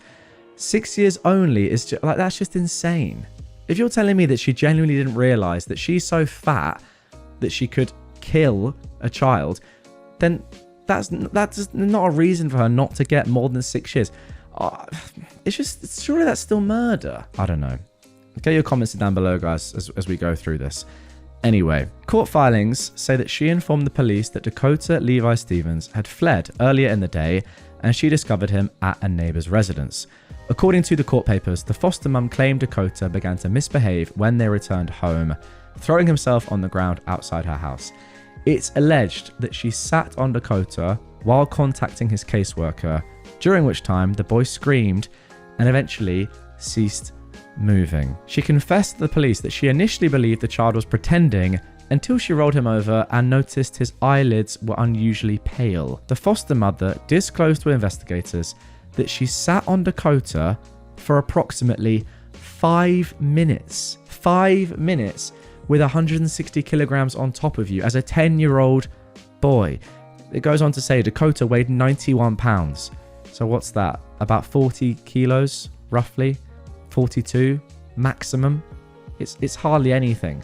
91 pounds is a quarter of her body weight. Absolutely insane. while Wilson tipped the scales at £340. Goodness me. The Department of Child Services had assigned the child to her care just 1 month prior to the incident, reports the Mirror US. And it's just so sad. Here's another picture of him. I mean, look, obviously his weight isn't really that important. I think even if I was under the weight of someone twice my weight, I'd be struggling to breathe. But he's a 10-year-old kid. It's absolutely insane. The court affidavit reveals that Wilson appeared visibly distraught when police arrived. By the time they reached the scene, Dakota had stopped breathing and had no pulse. Now, look, it's one thing being visibly distraught when you realize that you've killed your foster child, and only a psychopath wouldn't be visibly distraught or genuinely distraught. But if she genuinely thought that sitting on somebody a quarter of her weight for 5 minutes wasn't, maybe not kill them, but going to have serious ramifications to their health, then she must be the most stupid person of all time. Since when is sitting on a child ever been a good form of punishment ever? I don't know.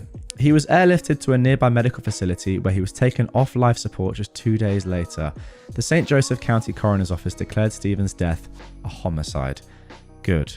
The affidavit also disclosed that authorities discovered a 20-second clip from Ring video cameras showing Wilson lying on the boy's neck and head area while he screamed. So it wasn't just on his body in its entirety, it was on the most important part of his body. I mean, it's just insane. Another video from the same camera showed Dakota still screaming as Wilson remained on top of him, his cries gradually fading. Dakota, Wilson can be heard yelling multiple times when she realizes the child has stopped moving. She then instructs one of her other children to dial 911. I was laying on him and he was acting bad, Wilson is heard saying in the video. Wilson had 3 other adopted children living in her home. Department of Child Services spokesman Brian Heineman confirmed her foster parents' license is currently suspended and under review for revocation. So there we go. I mean, that's a story. And I felt like I just had to bring it to you guys. Obviously, a lot more serious than the normal stuff that I cover on my channel. But it's just an insane story that I thought I just had to bring you lot. I just do not understand how she's gotten away with only getting up to 6 years in prison. That's the one thing I just do not understand. And again, I don't think that she was trying to kill the kid. Like, I'm not saying that for 1 second. But if you have to give someone a punishment that is worthy of what they did. And she has killed a 10-year-old child. How can that be only 6 years? And it's not as if, she was driving along at the speed limit and he ran out in the road and she happened to hit him and then he died and it wasn't her fault. This is all her fault. It's like entirely her fault. So I just think 6 years is an absolute disgrace. But yeah, there we go, guys. What do you think? Let me know in the comments down below. Crazy story to start things off. Now let's jump back on Reddit for a more normal story. But wow, yeah, I had to bring that one to you. Mum says she can unlock the door of her 24-year-old child's room and let herself in without permission because it's her house. I think she might be an entitled mum, or maybe I'm just a trashy kid. I'm 24 years old and a college student. I've worked in a bar for the last 2 years, and though it's a stable job, I still don't make enough to move out. I've had other higher paying jobs, but my area is just too expensive. And due to having moved to this state with my parents immediately after graduating high school and growing up a military kid, constantly moving and struggling to ever keep contact with friends that I did make because of it, I had no friends in the area that I could just move in with, and I have too much paranoia to live with strangers. I've just been living with my parents until I finished college, doing it online because my parents didn't want me having to live in a dorm and be away from them, which I should be graduating next year, and then hopefully move in with the only person I've managed to be so close with by then. We just live in separate states right now, so it's taking time. Anyways, my parents have always been very weird when it came to raising me and my older sister. There's a lot of instances, I have plenty of stories, but this one just annoys me the most and causes me anxiety. My parents' house is big, but every room except the master bedroom is pretty small. My bedroom can only fit my bed, dresser, and TV stand comfortably, so my desk and computer and bookshelf and my ferret and his big cage are in the bedroom next to mine that's used as an office for me instead. I'm 24, so obviously I love having some privacy, especially since I spent most of my life being heavily monitored and coddled by my parents, specifically my mum, because I was diagnosed with Asperger's at 4 and a bunch of other things that keep adding up as I see doctors. My sister actually told me she was a bit relieved about how little they ever paid attention to her because they were so focused on me. I was coddled so much by my mother that I'm only now learning things like cooking or doing laundry, which she still keeps me from doing because it has to be done this way, not that way. And when I ask for help, she gets mad and tells me to figure it out myself. Anyways, rambling all this to say that our mum still hovers and overwhelms me with how on top of me she is. But the worst of it is probably the fact she will let herself into my bedroom or office whenever she wants, most of the time without announcement. Reminder, I'm an adult. I'm also AFAB, and again, an adult. Though my parents don't believe I do things like that because I'm their baby who never seems interested and acts disgusted, but I act that way to keep my dad from making jokes and comments about me. So besides existing, I also do adult things in my private time. Obviously, I'll lock the door, but does that stop her? Absolutely not. So even if I'm in my office playing video games, I'll keep one end of the headphones off at all times so I can listen out for my mum moving around nearby. Goodness me, that is not going to be good for your situational awareness depending on what game you're playing. I won't have anything to hide, but my anxiety will go through the roof. Besides that, because of my dad, I hate anyone coming up or sneaking up behind me without my knowing, and she insists on my computer facing the door, so my back is to the door. So I lock my door to prevent people from doing that. Like any human being, I also lock my door when I'm changing in my bedroom. And what does my mum do? She finds my door is locked, unlocks it, and lets herself in. There was this one time, for example, where I was in my bedroom in the middle of changing. I'm literally completely topless, boobs to the wind, when I didn't hear her approach my door. All I hear suddenly is the sound of my doorknob, the lock being switched from the outside, and then the door being thrusted open. And what did I do? I body slammed the door shut and nearly hurt her doing it. I don't know what it is, but even if it's my mum, who insisted on bathing me until I was nearly 14, okay, we need to discuss that. The thought of anyone seeing me in any state of undress, even if it's just in my underwear, feels disgusting and makes me panicky. So I'm not joking when I say I was hyperventilating when I slammed into the door to shut it and was quickly trying to dress. Now while I'm doing that, my mum is shoving into the door, trying to force it open, yelling to let her in, and that she wanted to tell me to do something. I told her no, that I'm changing and she can't come in. She gave up getting in, mostly because I'm a fairly strong person despite never working out, unless you count picking up tables and kegs at work for fun exercise. I just like picking up heavy things to see if I can. Respect, but I will say, the fact that she bathed you until you were nearly 14 is actually disgusting. I mean, in a hygienic sense, I imagine it's quite good for you, but in every other sense, it's disgusting. And also, I guess that depends on how good your mother is at cleaning you. Loads and loads of factors here. The main being, it's disgusting. When I finally let her in, after changing, she's huffing and mad at me, demanding to know why I wouldn't let her in. I repeated that I was changing, and she said, "So? I'm your mother. I made that butt so I can look at it." Sorry, she said what? For audio listeners, I've turned on my camera here to show my utter dismay at what I've just read. I made that butt so I could look at it. Well, if that's not the most loving thing you've ever heard from your mother, I'm not sure what is.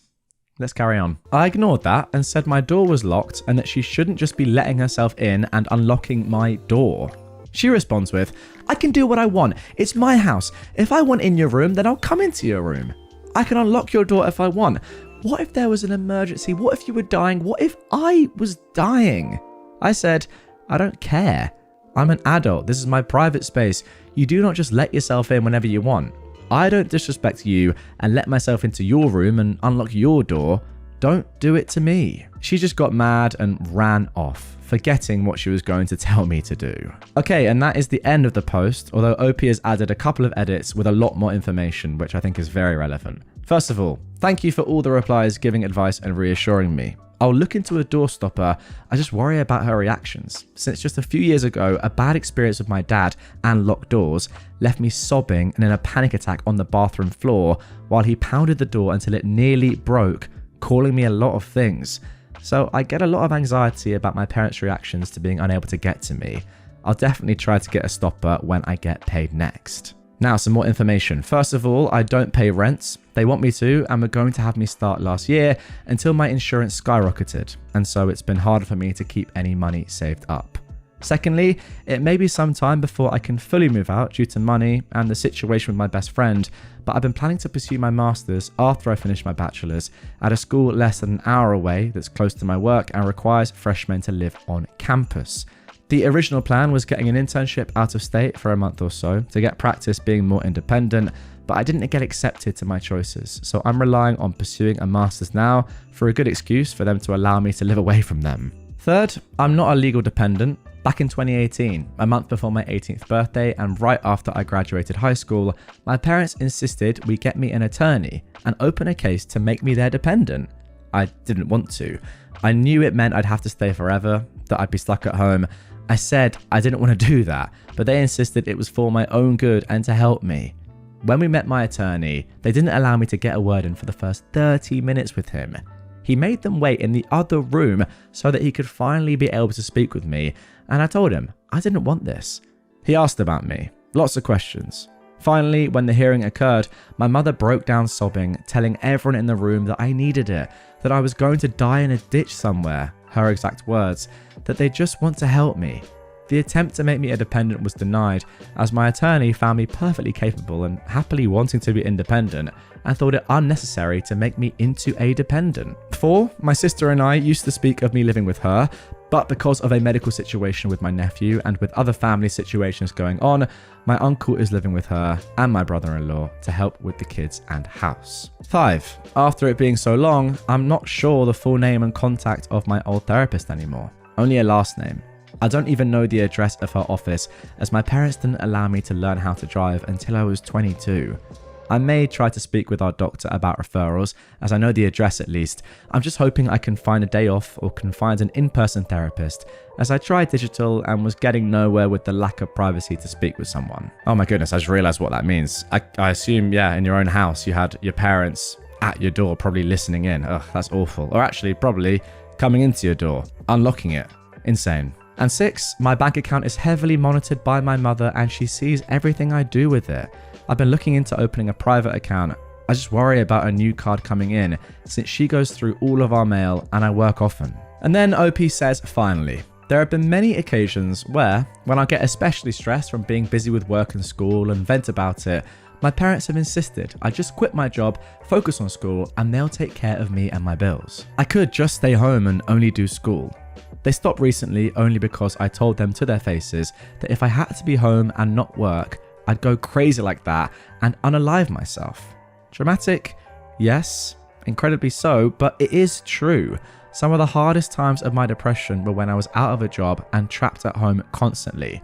Turns out it's probably a mixture of depression and bipolar. We didn't find out I was bipolar until last year when I first spoke with our most recent doctor. And I did attempt but failed. Not that they noticed, just thought I was acting tired and told me to lay down. A somewhat minor thing, I think, but when I drive places, I have to let my mum know where I'm going. And if she says no, then I can't go. Same with trips. And she makes sure that I'm going where I said by tracking me. Oh God. The one time I turned it off, she called me freaking out. Now guys, get in the comments down below. Let me know if you agree with me on this. I think, well, this is my takeaway from what I've just read there. I think that your parents, OP, are doing all this stuff and being so controlling because they think that because you have Asperger's, autism, they're allowed to do that. And I think it's that is in their mind for some reason enabling this terrible, I mean, it's not even parenting, just this terrible control that they have on your life. I think because they think, even though clearly they're just wrong, that you need them so much. But I mean, the attorney said it himself, like, you're completely fine. You're happily independent. You have your own life. What are they doing? The bathing till 14 thing, I think it just highlights that. This is a thing that's been going on for years, decades now probably, where for whatever reason they think that because you have autism, they get to completely control your life and ultimately it sounds like ruin it. It's actually insane. In many ways, is it not just ableist? I think it actually is. Your mother is just infantilizing you, I think, because you have autism. Maybe it's nothing to do with that. I just think that is the reason why in her head she sees it as okay. Your dad, to be fair, just sounds like an awful person anyway. I'm not entirely sure what's going on there, if he is even still around. I couldn't quite work that out. But yeah, no doubt about it, your mum is a narcissist. Our neighbours have been having pool parties at our pool while we are not home for years. A few years ago, my husband and I purchased a house with a pool. Now, we are acquainted with most of our neighbours, but definitely not close friends with any of them. They all seem nice, but well, we just don't have much in common other than where we live. Next door to the right is a family of 6. Twin daughters attending the local university, high school age son and a young elementary school age daughter, maybe 1st or 2nd grade, and then the parents. Now, normally we open the pool in early May and we keep it open until the end of October. But this year our weather was off and we had a very cool and very wet month of May, and then June went straight to 100+ temperatures. Now, I'm currently on medication that makes it difficult for me to tolerate being in the sun and heat for an extended time. Plus, we have been helping 2 extended family members who are having health issues. So, because of this, we haven't had our pool opened yet this year. Normally, we go to the family lake house for a week during each of the 3 major holidays. But we didn't go for Memorial Day because there was flooding around the lake this year, and because a family member was just discharged from the hospital yesterday, and July 4th being a Thursday this year, we decided to stay home this week and be available to help this family member. Now, several times in June, the little girl next door has seen either my husband or myself outside, and she's asked when we are opening the pool. We first told her maybe later, but the last time, yesterday, that she asked, and I said we're probably just not going to open it this year, she started crying. Now, we've never had any of our neighbours over to use our pool, so I didn't understand why she was crying over us not opening our pool. Well, I spoke with the neighbour on the left later, and apparently our neighbours on the right have been having a small family party at our pool every 4th of July when we're gone. They've always cleaned up really well afterwards, and because we have scheduled pool maintenance and weekly yard service, occasionally things are moved around in our yard and we never thought much about it. The neighbour on the left thought we'd given the other neighbours permission to use our pool. We did give them permission to retrieve any balls or toys that ended up in our yard, but never permission to use our pool, especially when we're not at home.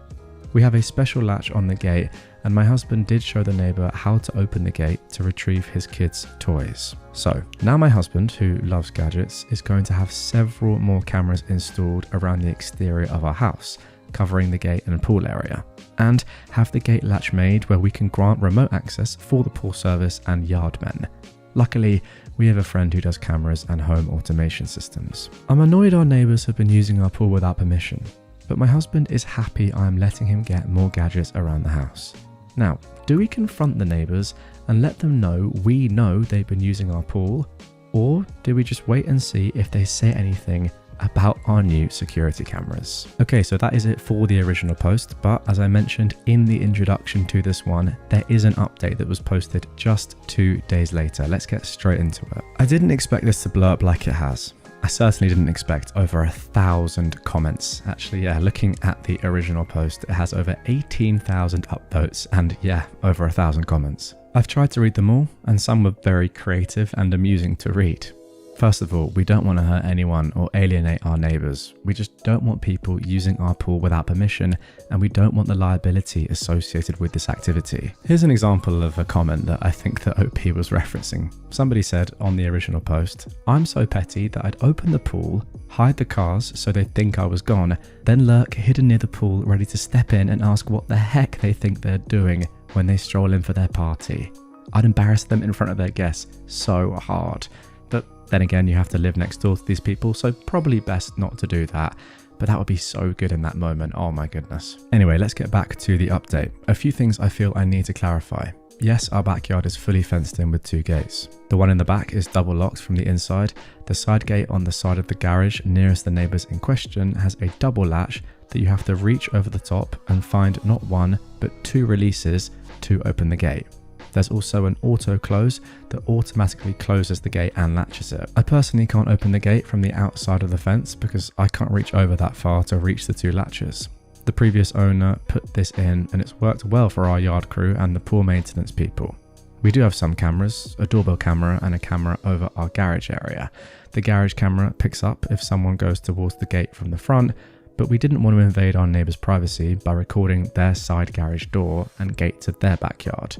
We even shared the camera angle with them because we didn't want them to be concerned about us recording their children or their coming and going. I guess we were more concerned about their privacy than they were about ours. Anyway, the update. Thursday, July 4th morning, I was loading a few things in my vehicle to take my cousin who just got out of the hospital. Neighbour/husband, who's been gone a lot for work recently, saw me and came over and asked if I was getting a late start going to the lake. I let him know that we were staying home because we're helping my cousin who just got out of hospital. He asked if we were going to be staying at home all weekend. I said yes, one or both of us will be around all weekend. He quickly wished me a happy 4th and went home. I went back in to grab my purse and tell my husband about the conversation with the neighbour before I left. When I got home, our friend Mike was there. Mike does security cameras and home automation systems, gadgets, and my husband loves gadgets. Mike and my husband have a plan for multiple cameras and several gadgets, some of which involve us going ahead and having the pool opened. I agreed to all but one of the new cameras and almost all of the gadgets. I think my husband put some in the plan, knowing he'd have to give up on a few of them. Mike also suggested talking to our homeowner's insurance agent because we might be able to get some discounts with the security upgrades. So on Friday the 5th, Tom, our insurance guy, comes over and Mike is back and he has a drone to help him find the best camera positions. Really, I think he just wanted to show off his gadget. So my husband, Mike and Tom are outside and all around the house and occasionally inside.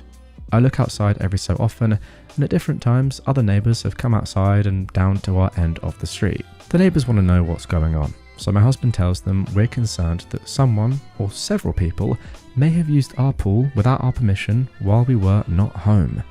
It turns out that 2 different neighbours had witnessed some friends of the neighbours' children come over last year, and they and the neighbour twins had gone into our backyard. One neighbour even asked the girls, and they claimed that we let them come over all the time and use our pool. So at this point, my husband and Tom discussed this, and Tom says we should send a registered letter to the neighbours rescinding our permission from entering our fenced-in backyard. So before Mike and Tom left, the neighbours on the right, pool party neighbours, come home, both husband and wife. My husband asked to talk to them, and with Mike and Tom as witnesses, he tells them that for insurance reasons, we are rescinding our permission for them or any member of their family or guests to enter our fenced-in backyard, and we will be sending a registered letter stating this as requested by our insurance. My husband never accused them or their children of using our pool, but said we had reason to believe that in the past, our pool had been used without our permission. He did say that we had reason to believe that their older children might be friends with someone who's been in our pool. My husband also told them that we are changing the gate to have an automated lock and cameras will be installed around the pool area. He also assured them that we'd avoid the cameras being pointed at their windows or backyard. My husband indicated that we were taking these measures to hopefully lower our homeowners' insurance rates. He said that they exchanged a few looks between them, but they said they understood and appreciated the heads up. So, hopefully this saga is over, but if there are any other updates, I will try and post them. Okay, so there we go. That is the end of the story for now. And I'm going to be honest, a little bit disappointed that we didn't get a really amazing ending to this one. Something along the lines of a comment I read below the original post, but maybe that was a little bit too far-fetched and fanciful. But I was dreaming of something as poetic as that. Imagine the look on their faces when you just come out of nowhere. Surprise, we're not at the lake. And you are on our property. Here are the police. Would have been amazing. But in a much more real sense, I understand exactly why you did what you did, and it's a much more succinct and sensible solution to this problem that, is going to have the best long-term effects. I think, though, just finally, I do need to just talk about the absolute entitlement to go and use your neighbour's pool and have a party there without them knowing. Imagine doing that. Is genuinely insane, and you can't for 1 second say or have the excuse that because when my kid knocks the ball into their garden we're allowed to go and get it, I'm then allowed to use the pool whenever I want. That's not how it works. It's absolutely insane. It is illegal, it is trespassing, and I'm glad that they've finally been stopped because it's just unbelievable what they were doing. Okay, now for our next story. Plane Seat Bandit finally happened to me. Now, I'm going to be honest, guys. I'm actually going to get on a flight in under 3 hours from the time of recording. So this is going to scare me, but I'm going to do it just for you. People stealing plane seats and getting told off for it are some of my favourite stories on Reddit. With the increase of plane seat bandits, most likely due to airlines almost making it a requirement to pay for seats if you want to sit next to your plane partner, I've been half expecting to run into one since me and my husband travel a lot for work.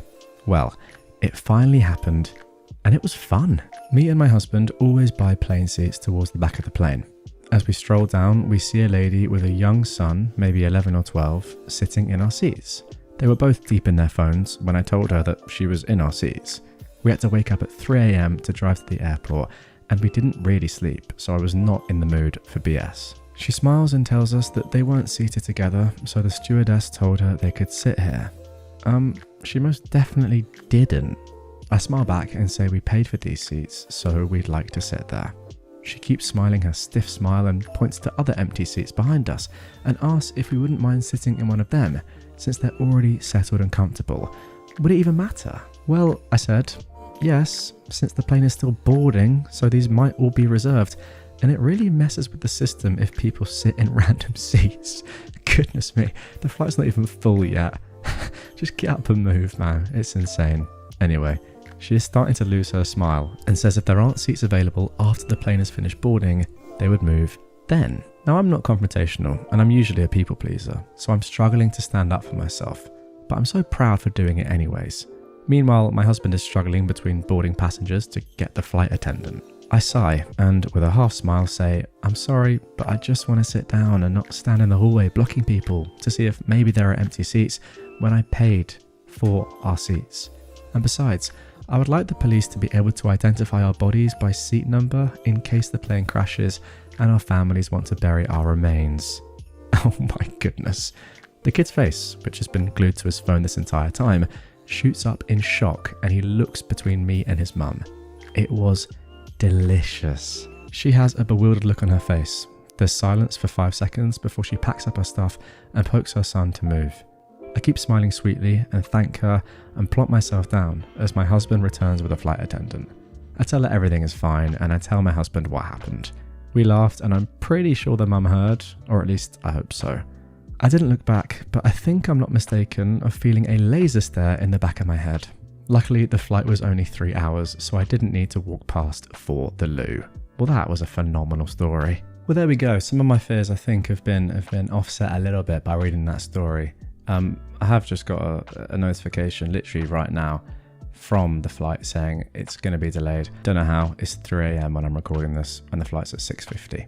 How is it already delayed? Makes no sense. You can see maybe behind me. Oh, can you? Yes, there we go. A rucksack. Doesn't give anything away. I have a bag here as well. I'm going. And you know what? Because of this story, I want to bump into some entitled people, and I'm not going to be as funny or nice or clever as OP. I'm just going to batter them in the face. Anyone got any objections? No? Okay, I'll do it then. Anyway, guys, thank you very much for watching this one. Let me know if you enjoyed it down below. If you want more right away, check it out on screen right here. If you'd like to keep up with me when I'm away on holiday, because some of you might want to, then the link to my Instagram is down below. I'll post stories and stuff of me and my friends doing some silly stuff. So if you want it, if you're interested in that, go and check it out. If not, no worries. And I hope you don't bump into any entitled people anytime soon.